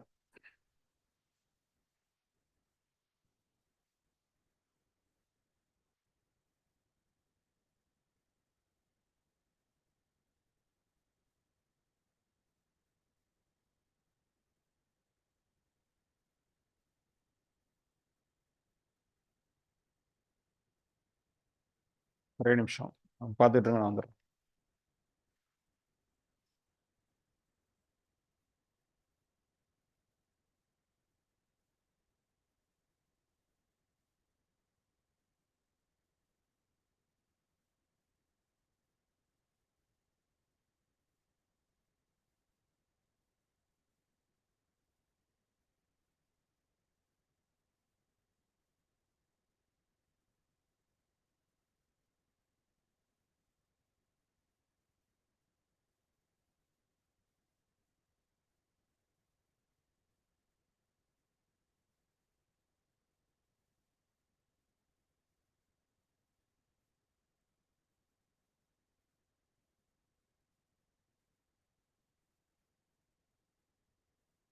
இது மாதிரி இன்னொரு ஸ்கீம் நியூஸ் வந்துச்சு, அதே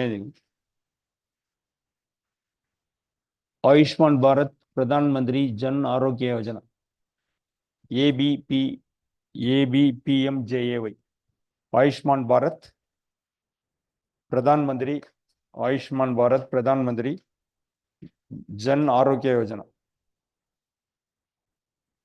It's a flagship program. Of Government of India.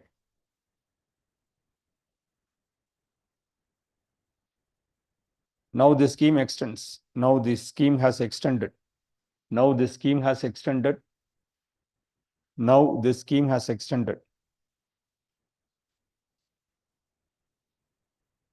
to all the senior citizens aged 70 years and above. all the senior citizens aged health coverage, underline health coverage to all the senior citizen aged 70 years and above, irrespective of income. Irrespective of income. அவங்களோட எவ்வளோ சம்பாதிச்சாலும் சரி, கம்மியாக சம்பாதிச்சாலும் சரி, அதிகமாக சம்பாதிச்சாலும் சரி, இந்த கவரேஜை எக்ஸ்டெண்ட் பண்ணியிருக்காங்க.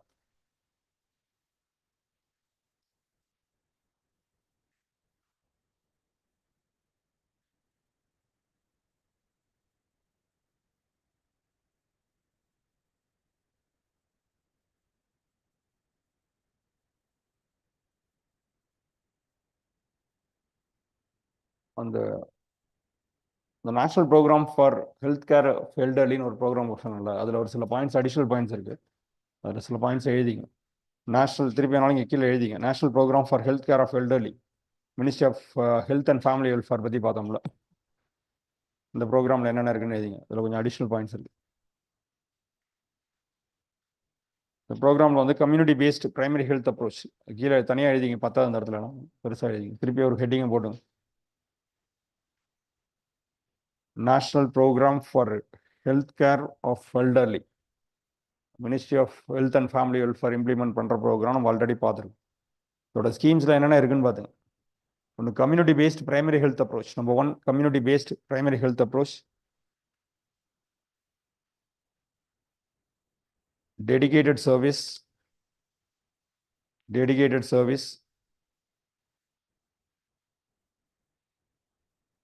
at primary health centers. Dedicated facilities at district hospitals. Dedicated facilities with the district hospitals. Dedicated facilities with the district hospitals with the 10 beds. The 10-bed ward. 10-bedded ward.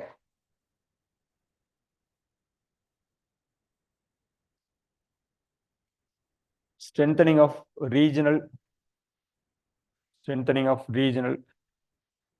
geriatric center. GERIATRIC. Geriatric center. Geriatric na old age சம்பந்தப்பட்டது. Geriatric centers. Strengthening of regional geriatric centers. Number 5, information, education and communication. Information, education, communication using mass media.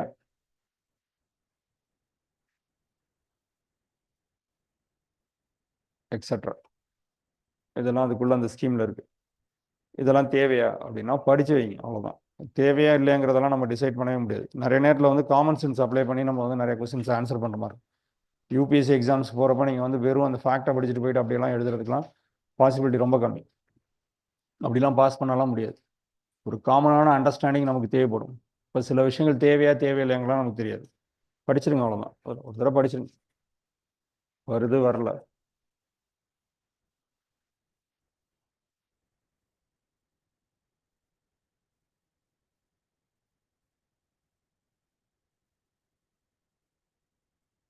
நான் இப்போ லாஸ்ட்டாக சொன்னது எல்லாமே இந்த வருஷம் நியூஸில் இருக்குது. எதுல இருந்துன்னா சாக்கட் போர்ட்டல்லேருந்து எல்லாமே வந்து இந்த வருஷத்தில் நியூஸில் ஏதோ ஒரு விதத்தில் அந்த நியூஸில் இருந்துச்சு. ஒன்று பார்லிமெண்ட்ரி கொஸ்டின்ஸில் ஆன்சர் பண்ணுறப்பையோ, இல்லாட்டி வந்து அந்த ஸ்கீம்ஸ் ஃபோக்கஸ் பண்ணுறப்போ, அந்த மினிஸ்டர்ஸ் பேசுகிறப்பையோ, அதெல்லாம் அடிக்கடி பேசியிருக்காங்க.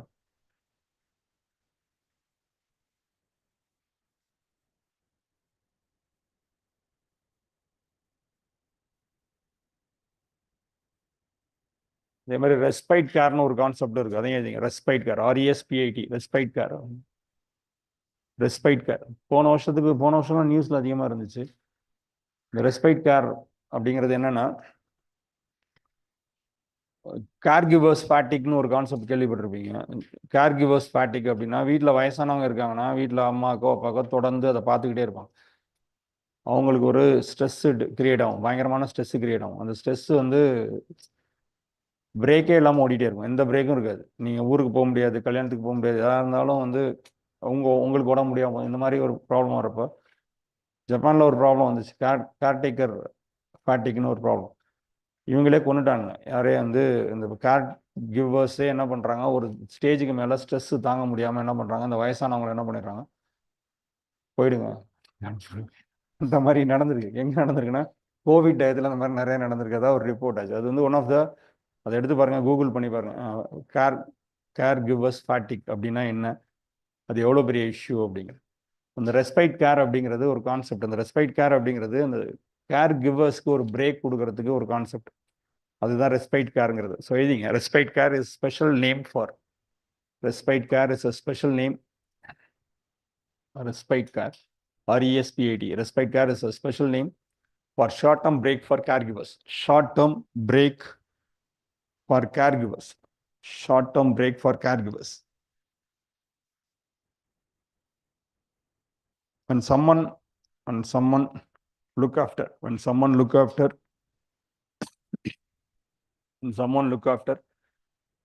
a sick or disabled person, someone look after a sick or disabled person, it is a 24-hour job. It becomes a 24-hour job.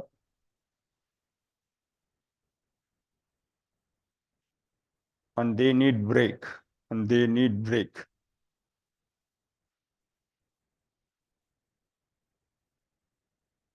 So respite care provides that.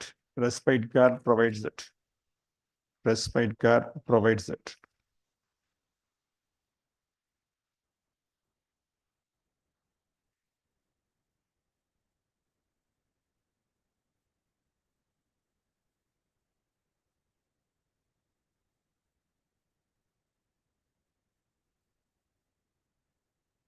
இது ஒரு ப்ரோக்ராம்ல news இருந்துச்சு. அது எந்த ப்ரோக்ராம் தான்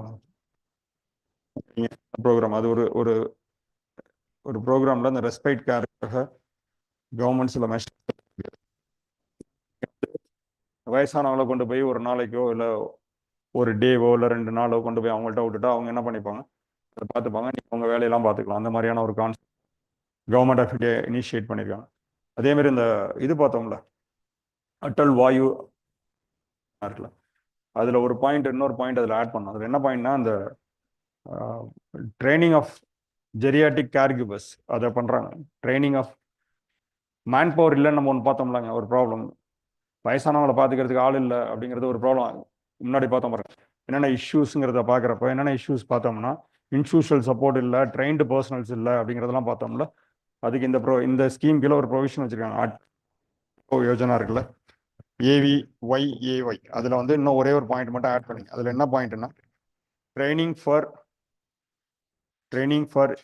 geriatric caregivers.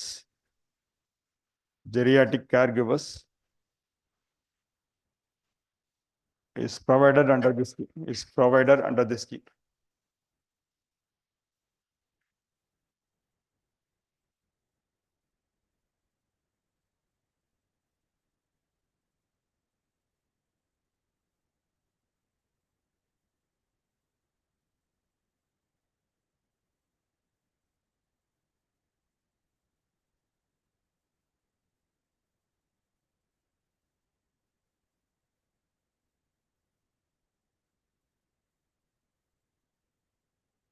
அந்த respite care பார்த்தீங்கன்னா நார்மலாகவே வீட்டுக்கே வந்து பார்க்குறவங்க லைக் பிரேக் வேணும் அப்படின்னா பார்த்துக்கிறதுக்கலாம் அவங்க நம்ம கொண்டு போய் ஒரு ஹோம் மாதிரி இருக்கும், அதில் கொண்டு போய் விடலாம். இந்த மாதிரி விஷயங்கள்லாம் அதில் இருக்கு.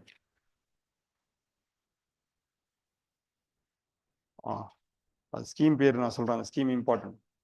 அந்த ரெஸ்பைட் கேர் ஸ்கீம் பேர் Samarth, SAMARTH, Samarth. Scheme underline பண்ணுங்க.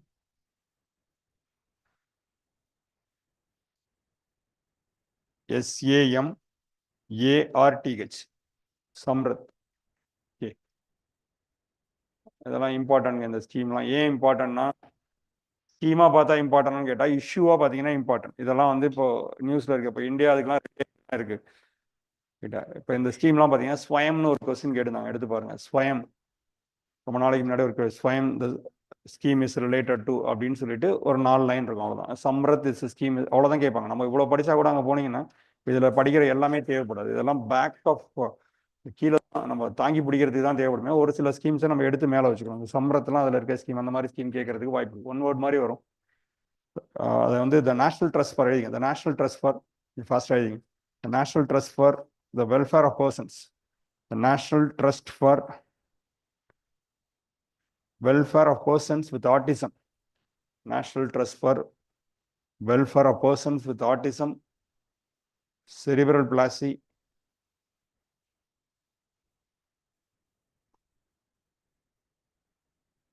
mental disability, intellectual disability,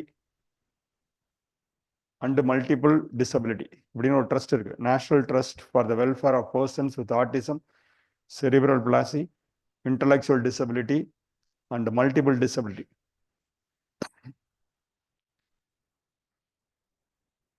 Implement this scheme. This இதை இன்னும் கொஞ்சம் எக்ஸ்பிளைன் பண்ணி. It is an autonomous body. It is an autonomous body under Department of Empowerment of Persons with Disabilities. Department of Empowerment of Persons with Disabilities.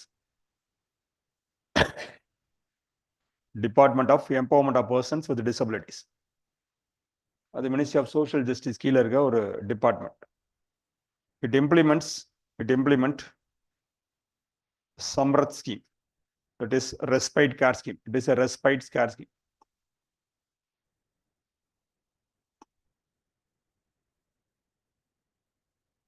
டிசபிலிட்டிஸ்க்காக உள்ள டிபார்ட்மெண்ட்ல இது implement பண்றப்ப இதுவும் இங்கேயும் அப்ளை ஆகும். ஏன்னா டிசபிலிட்டியும் சீனியர் சிட்டிசனையும் இங்கே பிரித்து பார்க்க முடியாது. சரியா? ஸோ எழுதிங்க. Trust also implements other schemes.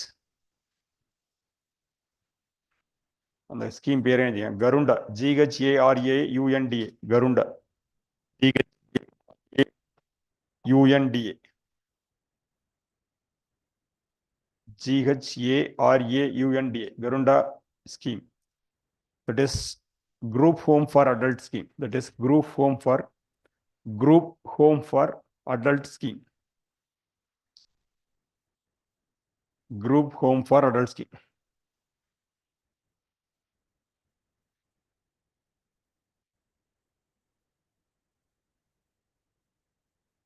So it provides lifelong care. It provides lifelong care and support. Provides lifelong care and support for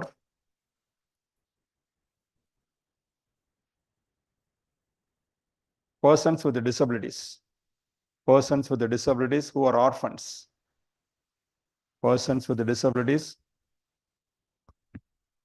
who are orphans or whose families are in distress,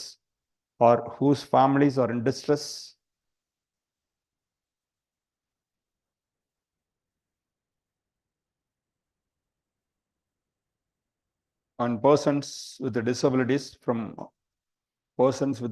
from below poverty line. Below poverty line.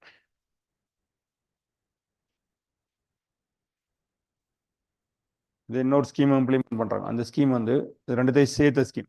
Samarth cum Gharaunda scheme. Samarth SAMERTH cum Gharaunda ஸ்கீம்னு ஒரு scheme இருக்கு.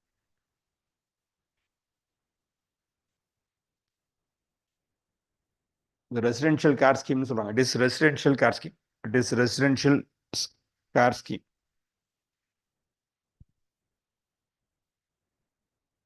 So around 40 places across the country.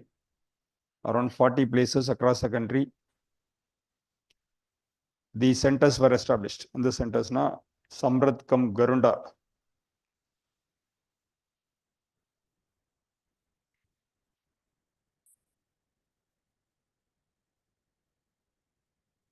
சரியாங்க? 3 ஸ்கீமும் 3மே important தான். அடுத்து சாரதி 1.0. அடுத்து SARTHIE. இது important.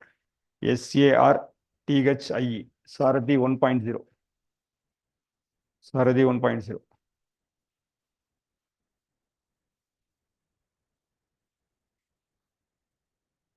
It's a campaign. It's a campaign of a joint initiative of Department of Social Justice and Empowerment. Department of Social Justice and Empowerment and the National Legal Services Authority, NALSA. National Legal Services Authority, NALSA.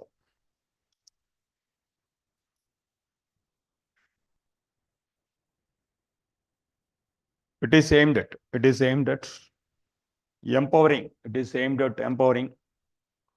It is aimed at empowering marginalized and vulnerable. Marginalized and vulnerable individuals. Marginalized and vulnerable individuals of the society. Marginalized and vulnerable individuals of society. Marginalized and vulnerable individuals of society. Caste, including scheduled caste, OBC, transgender,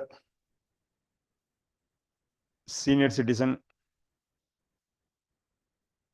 EWS, sanitation workers, EWS, sanitation workers, waste pickers,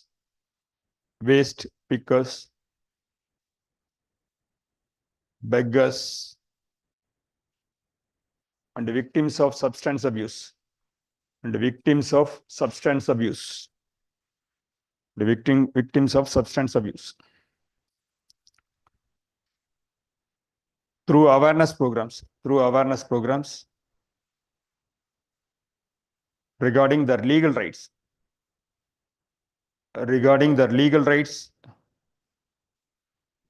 welfare entitlements,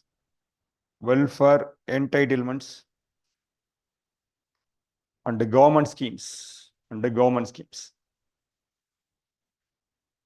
நால்சா பத்தி already polity class படிக்கிறப்ப பார்த்துருக்கோம்.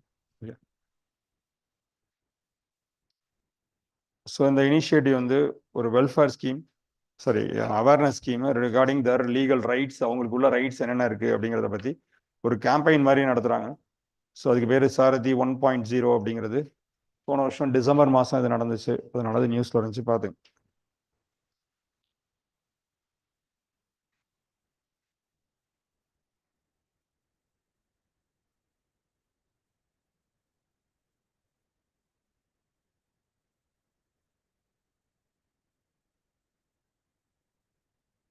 நம்ம sustainable development இருக்குல்ல, sustainable development goals இருக்குல்ல, sustainable development கோல்ஸில் கோல் 1 சைடில் எழுதி வச்சுங்க. இதெல்லாம் ரிலேட்டட் டு சஸ்டைனபிள் டெவலப்மெண்ட். கோல் 1 வந்து நம்ம பின்னாடி பார்க்கலாம் அதை, பட் இந்த இடத்துல கோல் 1 வந்து poverty, end poverty, to end poverty in all forms,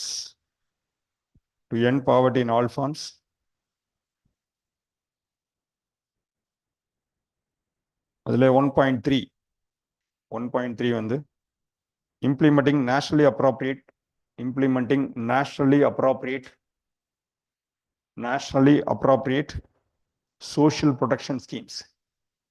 Nationally appropriate social protection scheme and the measures.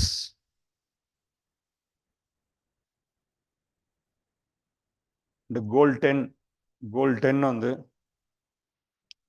reduce inequality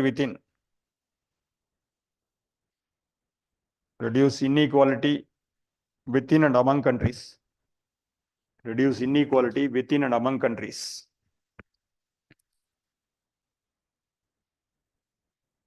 10க்குள்ள sub target ஒன்று இருக்கு, 10.4 ஒன்று இருக்கு. 10.4 வந்து adoption of policies.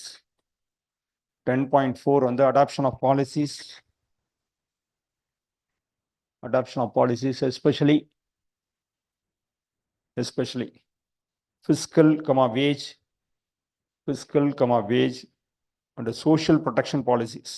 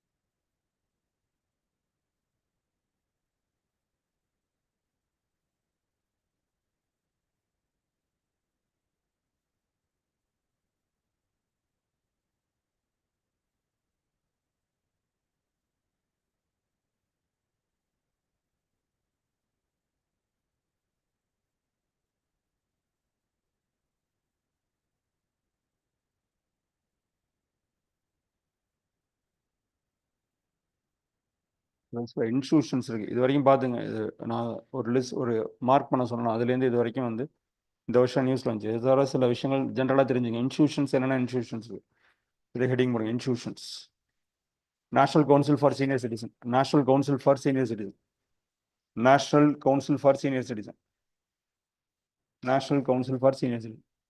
இதில் நிறைய விஷயம் இருக்குது. உங்களுக்கு புரியுதான்னு பார்த்துங்க. இது எல்லாமே இதை ஏன் எழுதி படிக்கணும், இதை ஏன் இப்படி படிக்கணும் அப்படின்னா, நீங்கள் அந்த லேயராக தான் போய் வந்து உங்களுக்கு இப்போ நீங்கள் வந்து சாரதி 1.0 தனியாக படிச்சுட்டு போகலாம். அது ஞாபகம் இருக்கலாம், இல்லாமல் போகலாம். ஆனால் பாயிண்ட் என்னென்னா, நீங்கள் வந்து அதை ஒரு கண்டெஸ்ட்குள்ளே படித்தா தான் மெயின்ஸ் எல்லாம் எழுத முடியும். இல்லாட்டி நீங்கள் வந்து சும்மா ஜஸ்ட் லைக் தட் போய் ஏதோ வந்து ஒரு நேம் சேக்குக்கு நமக்கு ஏதாச்சும் வந்து மார்க்கை கொடுங்கப்பா அப்படிங்கிற மாதிரி காம்ப்ளிகேட்டடாக தான் எழுதுகிற மாதிரி இருக்கும் நமக்கு. அப்போ நம்ம ஒரு விஷயத்த இந்த ஸ்கீம்ஸை தனியாக படிக்கிறதுக்கும் முன்னாடி உள்ள கண்டென்ட்டோட சேர்த்து படிக்கிறதுக்கும் வித்தியாசம் என்னென்னா, இந்த லிங்க் உங்களுக்கு ஆட்டோமேட்டிக்காக எஸ்டாப்ளிஷ் ஆகும். படித்து பார்த்தீங்கன்னா இதுக்கு லிங்க் அப்படியே பர்ஃபெக்டான லிங்காக இருக்கணும்னு அவசியம் இல்லை. பட் நீங்கள் ஒரு கொஸ்டினை கேட்குறப்ப நீங்கள் வந்து ஆன்சர் பண்ணுறப்ப அதோட ஃபேக்ட்ஸு, அதில் இருக்க ப்ராப்ளம், அதுக்கு என்ன சொல்யூஷன், இது எல்லாத்தையும் நீங்கள் வந்து அதில் இருக்க அதுலேருந்து வரக்கூடிய ஃபீட்பேக், இது எல்லாமே நமக்கு தெரிஞ்சிடும். இது எல்லாத்தையும் எப்படி கிரியேட் பண்ண முடியும்னா, இந்த ஃபேக்சுவல் பேஸ் வேணும். அதோட இம்பார்ட்டன்ஸ் என்னன்னு தெரிஞ்சுக்கணும். வித்தவுட் அந்த ஃபேக்சுவல் பேஸ் இல்லாமல் இந்தியாவில் எத்தனை பேர் எல்டர்லி பாப்புலேஷன் இருக்காங்க, குத்துமதி அது 121 கோடி பேர் இருந்தப்போ அந்த டேட்டா. இப்போ நம்ம 140 கோடி இருந்தோம்னா அது தாண்டி இருக்கும். இப்போ அடுத்த இது வந்துச்சுன்னா நம்ம அடுத்து அப்டேட் பண்ணணும். பட் பாயிண்ட் என்னன்னா, கண்டெக்ஸ்ட்குள்ளே படிச்சுட்டு அதில் இம்பார்ட்டண்ட்டாக இருக்கிறத எடுத்து வச்சுங்க. அது தனியாக ஒரு தடவை படிச்சிங்கன்னா போதும். அங்கே போனீங்கன்னா ஞாபகம் வந்துடும். நீங்கள் அதை நம்ம மெமரியெல்லாம் ரொம்ப சாதாரணமாக எடுத்துக்காதீங்க. அது பார்த்துச்சுன்னா அது சொல்லி கொடுத்துரும். இதாக தான் இருக்கும் அப்படிங்கிறத ஐடென்டிஃபை பண்ணும். நீங்கள் அப்படியே பர்ஃபெக்டாக எல்லாத்தையும் ஞாபகம் வரணும்னு ட்ரை பண்ணிங்கன்னா அது கொஞ்சம் இந்த எக்ஸாமுக்கு செட் ஆகாது. காமனான அண்டர்ஸ்டாண்டிங் இருக்காங்கிறத மட்டும் பாருங்கள். மெயின்ஸ் எழுதுறப்போ உங்களுக்கு புரியும் அதெல்லாம். ஸோ எழுதிங்க national institute for senior citizen, அதை எழுதிங்க. National institute for senior national council for senior citizen எழுதிங்க. It is constituted by renaming. முன்னாடி இருந்த பேர் national council. It is constituted by renaming National Council on Older Person. National Council on Older Person. NCOP ன்னு இருந்துச்சு. National Council on Older Person. Now it is renamed as National Council for Senior Citizen. It is mandated to advise. It is mandated to advise. It is mandated to advise central and state governments. It is mandated to advise central and state government and issues related to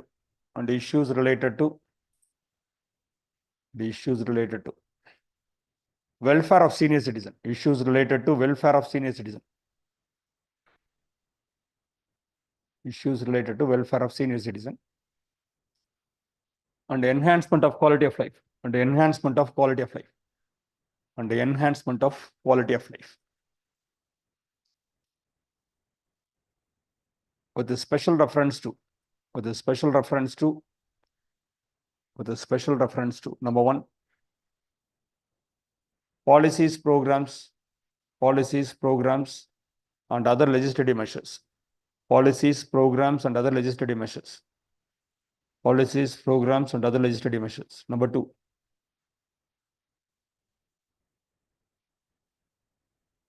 promotion of physical, financial security. Promotion of physical and financial security. Promotion of physical and financial security. And the productivity living. And the productive living. And the productive living. Number three, awareness generation. Number three, awareness generation and community mobilization.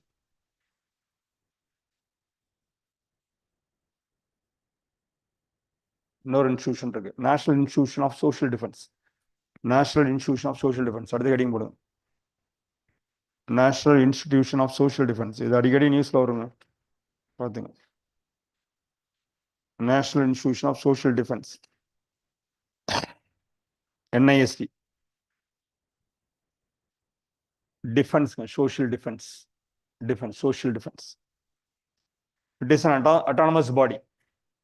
It is an autonomous body. இது important போடுங்க இந்த institution. It is an autonomous body under Ministry of Social Justice. Under Ministry of Social Justice.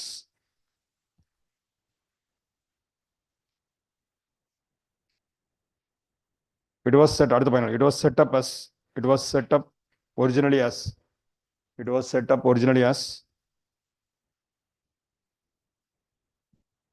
Central Bureau of Correctional Services. Central Bureau of Correctional Services. 1961. Central Bureau of Correctional Services. Correctional Services. 1961.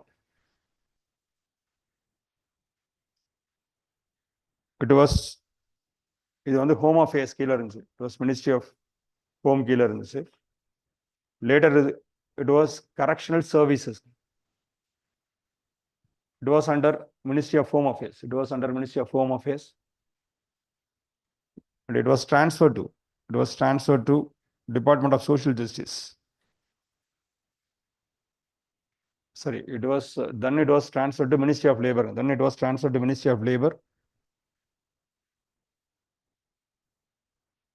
Now it is under Ministry of Social Justice.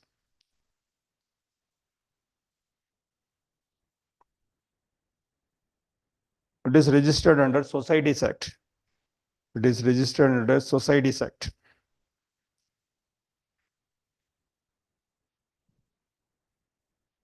It is a nodal training and research. It is a nodal training and research institute.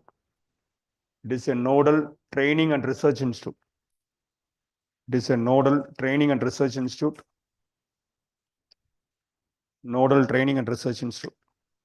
In the field of social defense.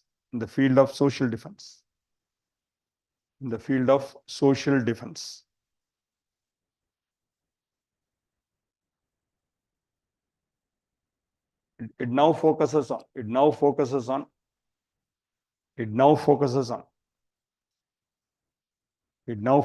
human resource development.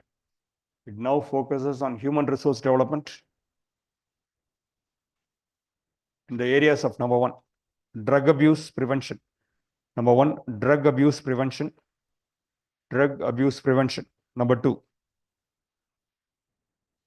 welfare of senior citizen. Number 2, welfare of senior citizen. Number 3, beggary prevention. Number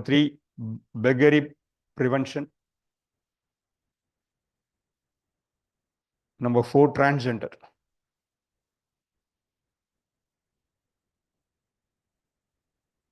It also act as advisory body.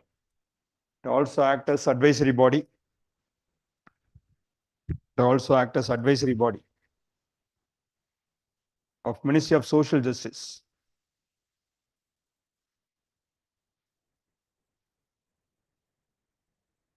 And deals with training, research and documentation.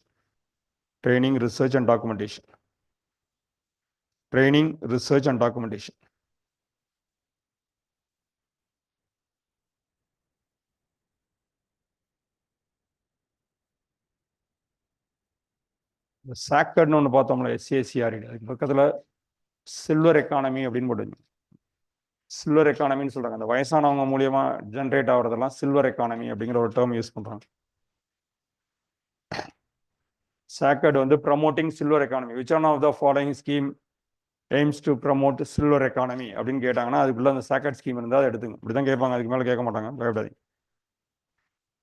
Silver எக்கானமினா என்னன்னு வேணா எழுதிங்க. Silver economy சைடில் எழுதி வச்சுங்க, இல்லாட்டி இங்கே எழுதி. Silver economy அப்படிங்கிறது என்னன்னு. It is a system of protection. Silver economy தனியாக எழுதிங்க. Silver economy. ஏன்னா ப்ளூ எக்கானமி இதெல்லாம் கேட்டாங்க, நீங்கள் எடுத்து பார்த்தீங்கன்னா தெரியும். ப்ளூ எக்கானமி பற்றி கேட்டிருப்பாங்க.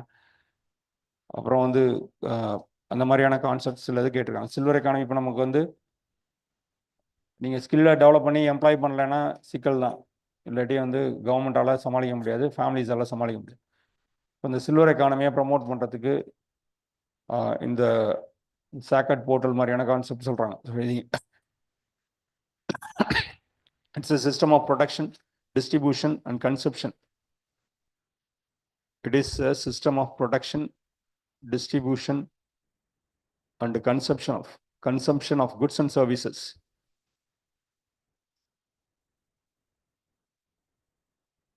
aimed at using purchasing potential of older and aging people, and satisfy their consumption.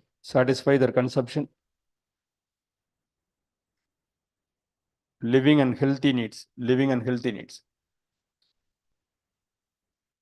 Satisfying consumption, living and healthy needs. அவங்களுக்குள்ள ப்ரமோஷன் இருக்கு, அவங்களுக்கு சம்பந்தப்பட்ட விஷயங்கள் இருக்கு. எஸ்ஏஜியும் சாக்டர்டும் சில்வர் எக்கானமி ரிலேட்டட் ப்ரோக்ராம்ஸ் ஞாபகம். எஸ்ஏஜி அண்ட் ரைட்டாங்க, ரெண்டுமே வந்து சில்வர் எக்கானமி ரிலேட்டடான ஸ்கீம்ஸ்.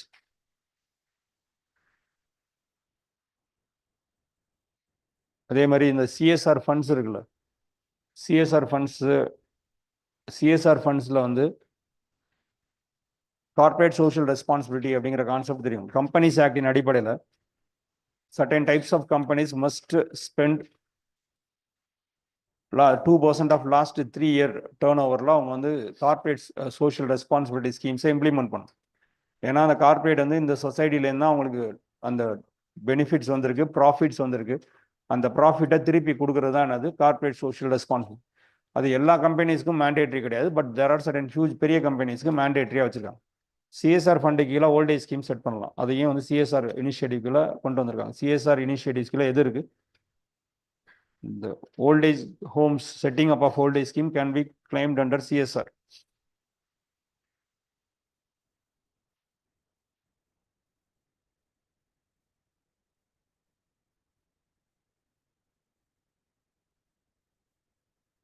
ஸோ இந்த டாபிக் முடிஞ்சு அடுத்து ஒரு டாபிக் பார்க்கலாம். அடுத்து பாலிட்டிக்குள்ள போயிடலாம். இது கவர்னன்ஸ். எப்படி இதை இப்படி எழுதி முடிக்க முடியுமா அப்படிலாம் டவுட் வரும் உங்களுக்கு. அப்படி தானே வருது. அதெல்லாம் முடிக்கலாம், எப்படி முடிக்கலான்றது சொல்கிறேன். எப்படி பாலிட்டி முடித்தோமோ அதே மாதிரி முடிச்சோம். புரியுதா உங்களுக்கு? ரெண்டு விஷயம். ஒன்று வந்து இதில் சில இது வந்து நோட்ஸாக கொடுத்துரும். சில இடத்துல இப்போ நான் இன்னொரு இடத்துல எடுத்துருக்கேன், அங்கேருந்து உள்ள நோட்ஸ் இங்கே ட்ரான்ஸ்ஃபர் பண்ணிட்டு இங்கே இருக்கிறது அங்கே போட்டு கொஞ்சம் ஃபாஸ்ட்டாக பண்ணிடலாம். இதுதான் மாடல்.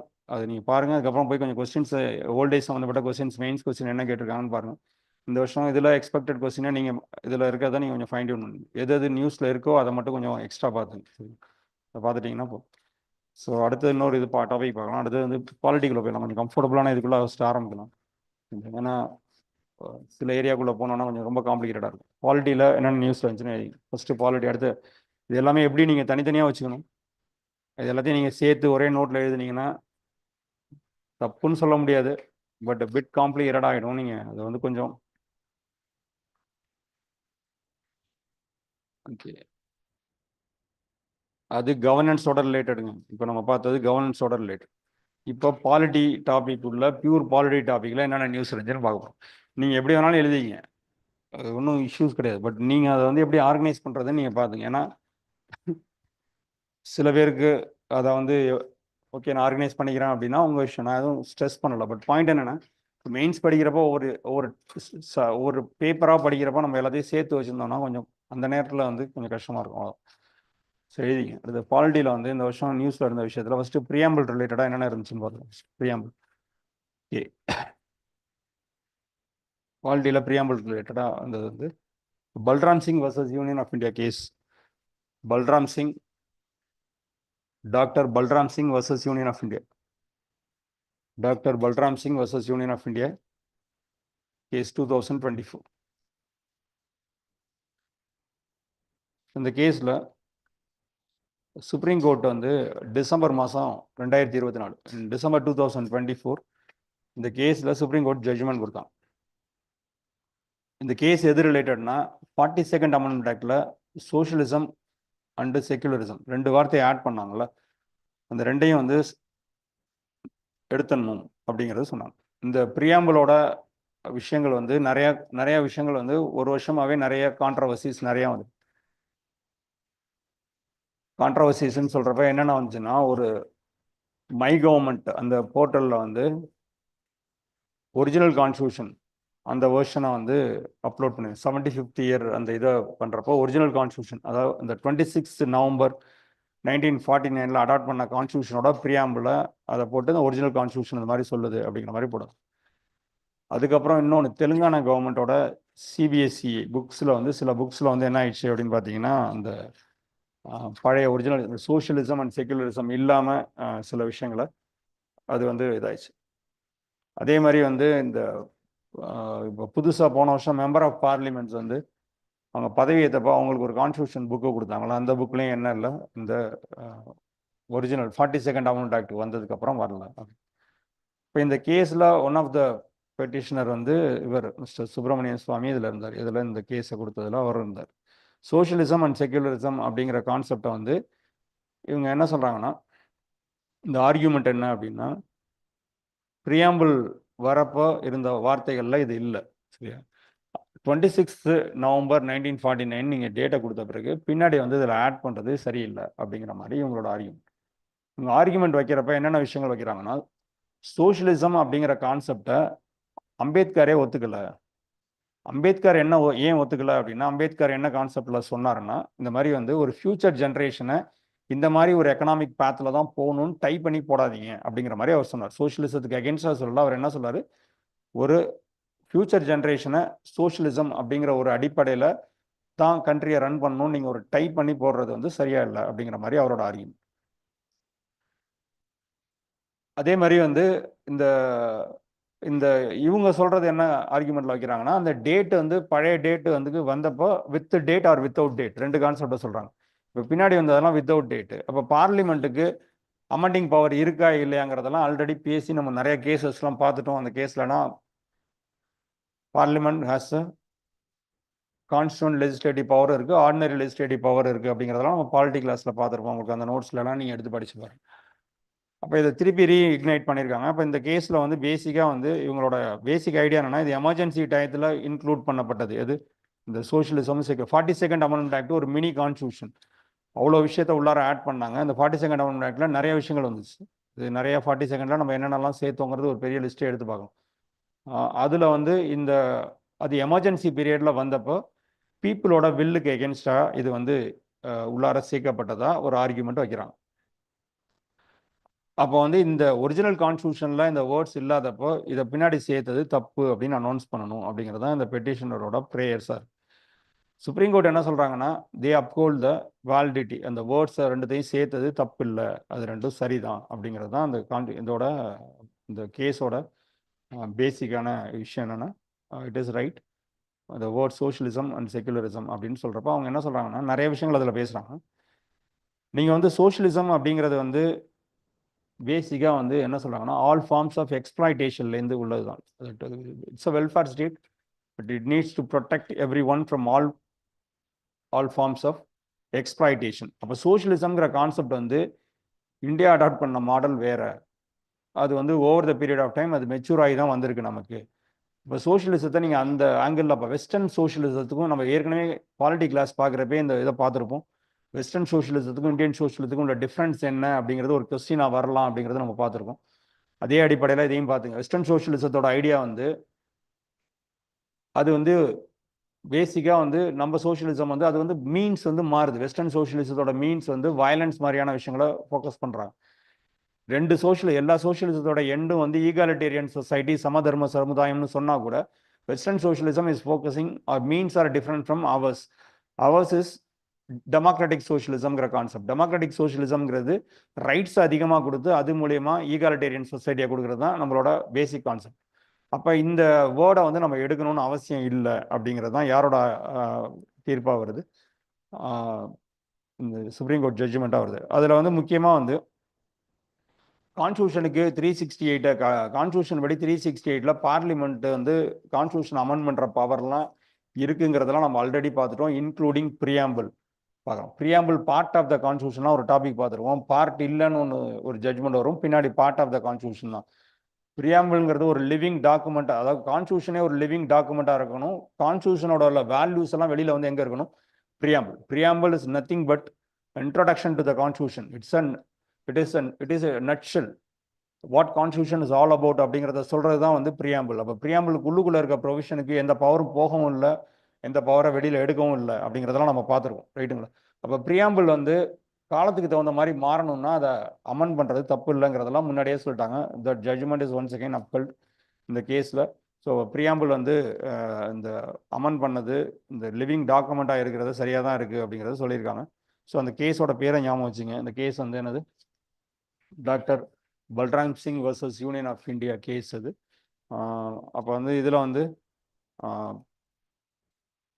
சோஷியலிசம் அவங்க அவங்க சொல்கிறப்ப என்ன சொல்கிறாங்கன்னா, இந்த ஜட்ஜ்மெண்ட்டில் என்ன சொன்னாங்கன்னா, நெய்தர் கான்ஸ்டியூஷன் நார் ப்ரியாம்பிள், அந்த இதை வேணா எழுதிங்க, நெய்தர் கான்ஸ்டியூஷன் நார் preamble mandates a specific economic policy. Neither constitution nor the preamble mandates a specific economic policy or structure. Specific economic policy or structure. Specific economic policy or structure. Whether left or right. Whether left or right. Rather, socialist denotes. Rather, socialist denotes state's commitment. State's commitment to be a welfare state. State's commitment to be a welfare state. State's commitment to be a welfare state. And its commitment to, and its commitment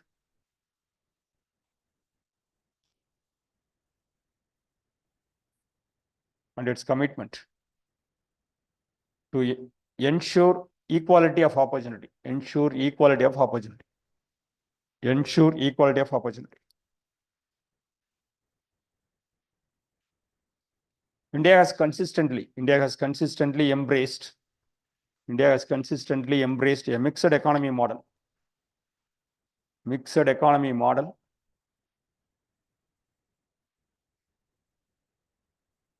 where the private sector has flourished. Where the private sector has flourished, expanded. Where the private sector has flourished or expanded and grown over the years. And grown over the years. And grown over the years.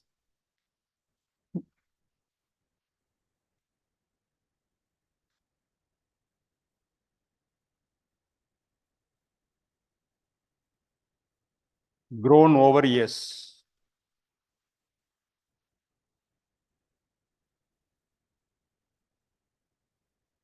புரியாங்க? இந்த ஒரு case பேர் மட்டும் ஞாபகம் வச்சுக்கோங்க, என்ன அப்படிங்கிறது ஞாபகம்.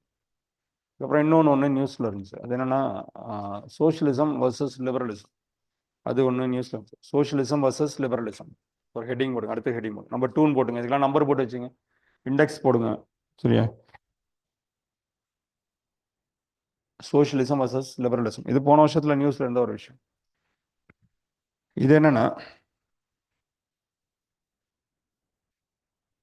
இந்த லிபரலிசம் அப்படிங்கிறது பேஸ்ட் ஆன் இண்டிவிஜுவல் ஆஸ்பெக்ட்ஸ், இண்டிவிஜுவலோட ரைட்ஸை பேஸ் பண்ணி வருது லிபரலிசம். சோஷியலிசம் அப்படிங்கிறது பேசிக்காக வந்து எதை பேஸ் பண்ணியிருக்குன்னா கலெக்டிவிசத்தை பேஸ் பண்ணியிருக்கு. ஓகேவா? அப்போ இதுல சில இந்தியாவில் ட்ரூலி லிபரல் பொலிட்டிக்கல் பார்ட்டிலாம் இல்லை அப்படிங்கிற மாதிரி ஒரு விஷயம். ட்ரூலி லிபரல் பொலிட்டிக்கல் பார்ட்டிஸ் அப்படின்னு சொன்னா எப்படி சொல்றதுன்னா, இப்போ நமக்கு வந்து ஆரம்ப காலத்தில் சில பொலிட்டிக்கல் பார்ட்டிஸ் இருந்துச்சு, எஸ்பெஷலி வந்து இந்தியன் நேஷனல் லிபரல் ஃபெடரேஷன் ஒன்று இருந்துச்சு. இந்தியன் நேஷனல் லிபரல் ஃபெடரேஷன் அப்படிங்கிறது சுரேந்திரநாத் பானர்ஜி, ஹிண்ட் எடுத்துங்க, இப்படி உங்களுக்கு தெரியணும் விட்டுருங்க. பட் சுரேந்திரநாத் பானர்ஜி மாதிரியான பர்சனாலிட்டிஸு, தேஜ் பகதூர் சாப்ரு, ஜெயக்கர், இவங்கெல்லாம் 1919 ஆரம்பிக்கிறாங்க. இந்தியன் நேஷனல் லிபரல் ஃபெடரேஷன் அப்படிங்கிற அமைப்பை கிரியேட் பண்ணுறாங்க. அதே மாதிரி ராஜாஜி வந்து 1959 சுதந்திரா பார்ட்டின்னு ஒன்று ஆரம்பிக்கிறார். சுதந்திரா பார்ட்டி ஆரம்பிக்கிறார்.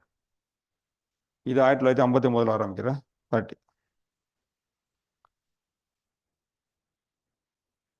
அப்போ சோஷியலிசம் அப்படிங்கிற ஒரு ஆஸ்பெக்ட் வந்து நமக்கு வந்து இருக்கிற காரணத்தினால, இப்போ கான்ஸ்டியூஷன் படி ஒரு பொலிட்டிக்கல் பார்ட்டியை நீங்கள் ரெப்ரசன்டேஷன் ஆஃப் பீப்புள் ஆக்ட் படி ஒரு பொலிட்டிக்கல் பார்ட்டியை நீங்கள் ரெஜிஸ்டர் பண்ணணும் அப்படின்னு சொன்னால், பிரியாம்பிளில் இருக்க கான்ஸ்டியூஷனோட கோல்ஸுக்கு ஒத்து போகிறேன்னு ரெஜிஸ்டர் பண்ணணும், அது கமிட்மெண்ட் கொடுக்கணும். தென் மோர் ஓவர் பிரியாம்பிளில் இருக்க விஷயங்களுக்கு நாங்கள் முக்கியத்துவம் கொடுப்போம், எங்களோட பொலிட்டிக்கல் ஐடியாலஜியில் அது இருக்கும் அப்படின்னு சொல்லி நீங்கள் வந்து அந்த பிரமாண பத்திரத்தில் கொடுத்தா தான் என்ன பண்ண முடியும், பொலிட்டிக்கல் பார்ட்டியை நீங்கள் என்ன பண்ண முடியும், ரிஜிஸ்டரே பண்ண முடியும். ஆனால் இந்த லிபரல்ஸ் யாருக்கு அகேன்ஸ்ட்டு? சோஷியலிஸ்ட்டுக்கு அகேன்ஸ்டான ஐடியா வச்சுருக்காங்க. ஏன்னா இது எல்லாமே இண்டிவிஜுவலிசத்தை பேஸ் பண்ணதான் அவங்களோட ஐடியா. எல்லாமே இண்டிவிஜுவலிசம். சோஷியலிசம் கான்செப்ட் எல்லாமே கலெக்டிவ் ஆஸ்பெக்ட்ஸ் பற்றி பேசுறதுனால இவங்களுக்கு சோஷியலிஸ்ட் அப்படிங்கிற இதை வந்து இவங்க கடுமையாக எதிர்க்கிற காரணத்தினால இந்தியாவில் ட்ரூலி லிபரல் பொலிட்டிக்கல் பார்ட்டிஸ் வந்து கிரியேட் பண்ணுறதுல சில ப்ராப்ளம்ஸ் இருக்குது. ஸோ இப்போ வாய்ஸ்லெஸ் லிபரல்ஸ் அப்படின்னு சொல்கிறாங்க. வாய்ஸ்லெஸ் லிபரல்னா லிபரலிசம் நம்ம ஊரில் பேசுறதுக்கு வந்து பொலிட்டிக்கல் அஜெண்டாவாக நீங்கள் பார்லிமெண்ட்டுக்குள்ளேயோ இல்லை ஸ்டேட் லெஜிஸ்லேச்சருக்குள்ளேயோ ஒரு ட்ரூலி லிபரலாக ஒரு பொலிட்டிக்கல் பார்ட்டியை கிரியேட் பண்ண முடியும்னா முடியாது. ஏன்னா அவங்களோட ஐடியாலஜி படி எதை ஒத்துக்க மாட்டாங்க? பிரியாம்பிளில் இருக்க சோஷியலிஸ்ட் தான் ஒத்துக்க மாட்டாங்க. இந்த பாயிண்ட் புரியுதா? வாட் இஸ் இது ஏன் நியூஸில் இருந்துச்சு அப்படிங்கிறது மட்டும். போன வருஷத்தில் ஒரு புக் ரிலீஸ் ஆச்சு. அப்போ வந்து இதை பற்றி பேசு பொருளாச்சு. இப்போ லிபரலிசம் அண்டு சோஷியலிசம் அந்த ஐடியாவை ஜஸ்ட் தெரிஞ்சு வச்சுங்க, அவ்வளோதான். தெரிஞ்சுங்க, அவ்வளோ. இது வேற ஒன்றும் இல்லை. ரெப்ரசன்டேஷன் ஆஃப் பீப்புள் ஆக்டை பற்றிலாம் நம்ம பார்த்துருக்கோம். எலெக்ஷன் கமிஷனோட ஒர்க்கை பற்றி பார்க்குறப்ப பொலிட்டிக்கல் பார்ட்டிஸை ரிஜிஸ்டர் பண்ணுறது, அதுக்கு என்னென்ன கண்டிஷன்ஸ் அதெல்லாம் அங்கே இருக்குது. ஸோ ரெஃபர் எலெக்ஷன் கமிஷன் ரிலேட்டடான விஷயங்களை எடுத்து பாரு. சரியா?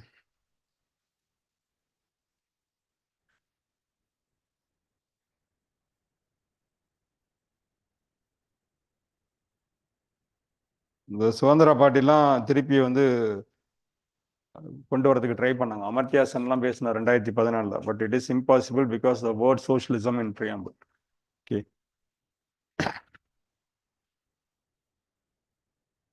அதாவது அந்த செக்ஷன் ஞாபகம், under section 29A of RPA, under section 29A of RPA representation of people act 1951, it has been made mandatory. It has been made mandatory. It has been made mandatory that within courts the party shall bear true faith. The party shall bear true faith. Party shall bear true faith and allegiance to. True faith and allegiance to the Constitution of India as by law established. As by law established. As by law established. Unto the principles of. Unto the principles of. Unto the principles of socialism, secularism. Unto the principles of socialism, secularism, and democracy. Unto the principles of socialism, secularism, and democracy. And would uphold. And would uphold sovereignty, unity, and integrity of India. Sovereignty, unity, and integrity of India.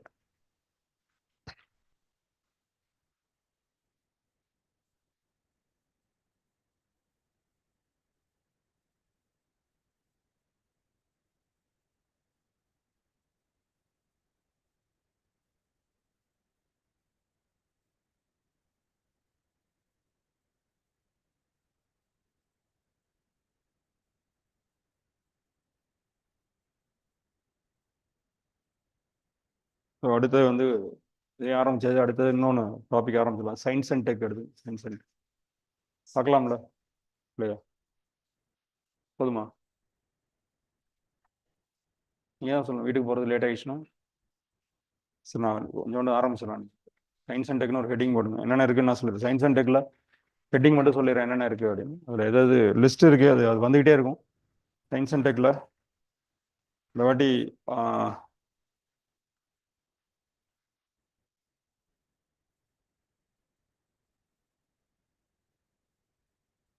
கேஸ்கேவின்னு ஒன்று இருந்துச்சு. CASGEY.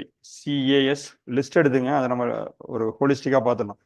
CASGEY. கேஸ்கேவிங்கிறது வந்து இந்த கிறிஸ்பர்னு gene editing ஒரு question கேட்டிருந்தாங்களா, அது அதோட FDA வந்து ஒரு தெரப்பியை வந்து இது பண்ணியிருக்காங்க, அப்ரூவ் பண்ணியிருக்காங்க. அதனால அந்த கேஸ்கேவி அப்படிங்கிறது நியூஸ்ல இருந்துச்சு. ஸோ அது ரிலேட்டடாக பார்க்குறப்ப என்னென்ன பார்க்கணும், நீங்கள் மாலிகுலர் எடிட்டிங்னா என்னென்னு பார்க்கணும். அதோட ரிலேட்டடாக மாலிகுலர் எடிட்டிங் டாபிக் செய்யுங்க. Molecular editing, then gene editing, molecular editing, gene editing, gene editing techniques. சரியா? அதுக்கப்புறம் வந்து அடுத்த டாபிக் வந்து solid state battery. Solid state battery. Solid state பேட்டரினா என்ன, அது ரிலேட்டடான news.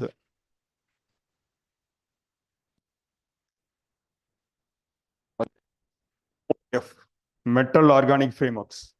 Metal organic frameworks. Metal organic ஃப்ரேம்ஒர்க்ஸு,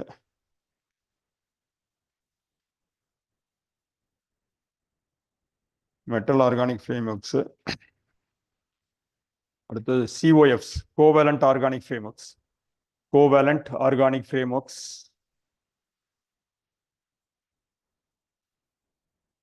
அடுத்து ZIFs,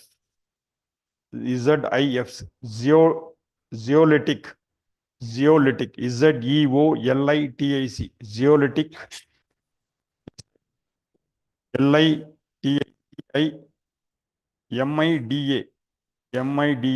ZOLAT, zeolitic imidazolate frameworks. இந்த 3 ஃப்ரேம்ஒர்க்கை பார்க்கணும். இதெல்லாம் மெட்டீரியல் சயின்ஸில் உள்ள ஒரு ஆஸ்பெக்ட். ஸோ மெட்டீரியல் சயின்ஸ் அப்படிங்கிறது நமக்கு வந்து it become increasingly important for sustainable டெவலப்மெண்ட்டுக்கு. இந்த மெட்டீரியல் சயின்ஸோட குவாலிட்டிஸ் வந்து ரொம்ப பெருசாக தேவைப்படும். இப்போ இதெல்லாம் இப்போ போன வருஷத்தில் ரொம்ப நியூஸில் இருந்த இதோட ரிசர்ச் அண்ட் அட்வான்ஸ்மெண்ட்ஸில் இருந்தது இதெல்லாம் இருக்குது. இதெல்லாம் ரிலேட்டட் டு மெட்டீரியல் சயின்ஸ். நம்ம பிரிச்சுக்கலாம் எழுதி. அடுத்து அந்த சர்க்குலர் எக்கானமி ரிலேட்டடான சில இது இருந்துச்சு. சர்க்குலர் எக்கானமி அடுத்து எழுதி. சர்க்குலர் எக்கானமி,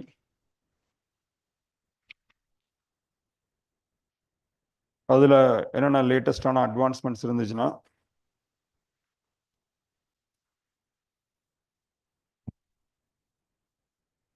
பயோ லீச்சிங், அதெல்லாம் ஆல்ரெடி கேட்டாங்க. அதனால bio leaching, direct recycling, bio leaching, direct recycling,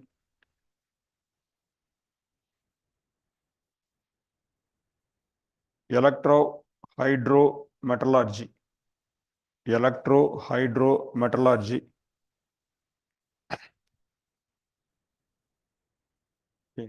அடுத்து HTC, hydrothermal carbonisation, hydrothermal carbonisation,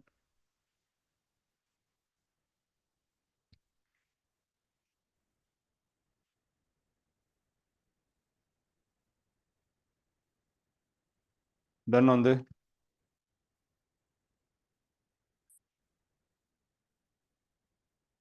plastic eating bacteria, plastic eating bacteria hyphen போட்டு ஸ்பெல் பண்ணுறேன் எழுதிங்க. IDEO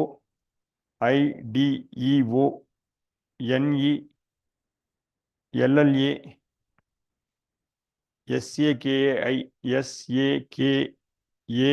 SAKAINSIS 201F6, 201F6, 201F6.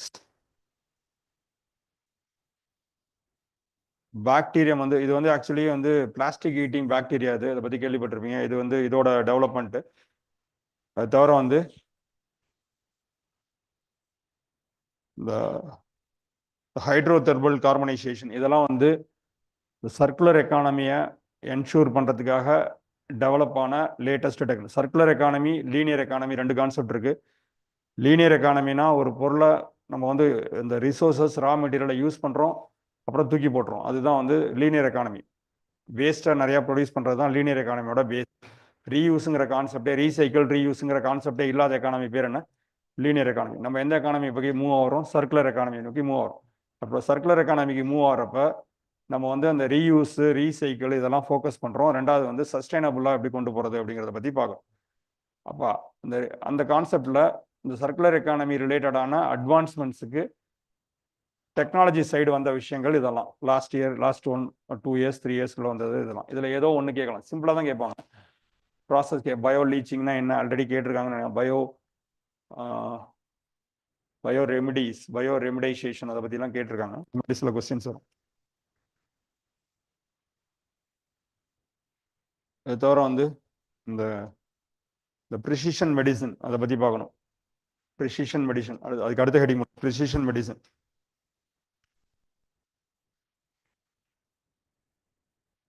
அடுத்து quantum computing related advancements. இதெல்லாம் இந்த science டெக்கில் இந்த ஒரு நாளில் இன்னைக்கு எடுக்க வேண்டியது.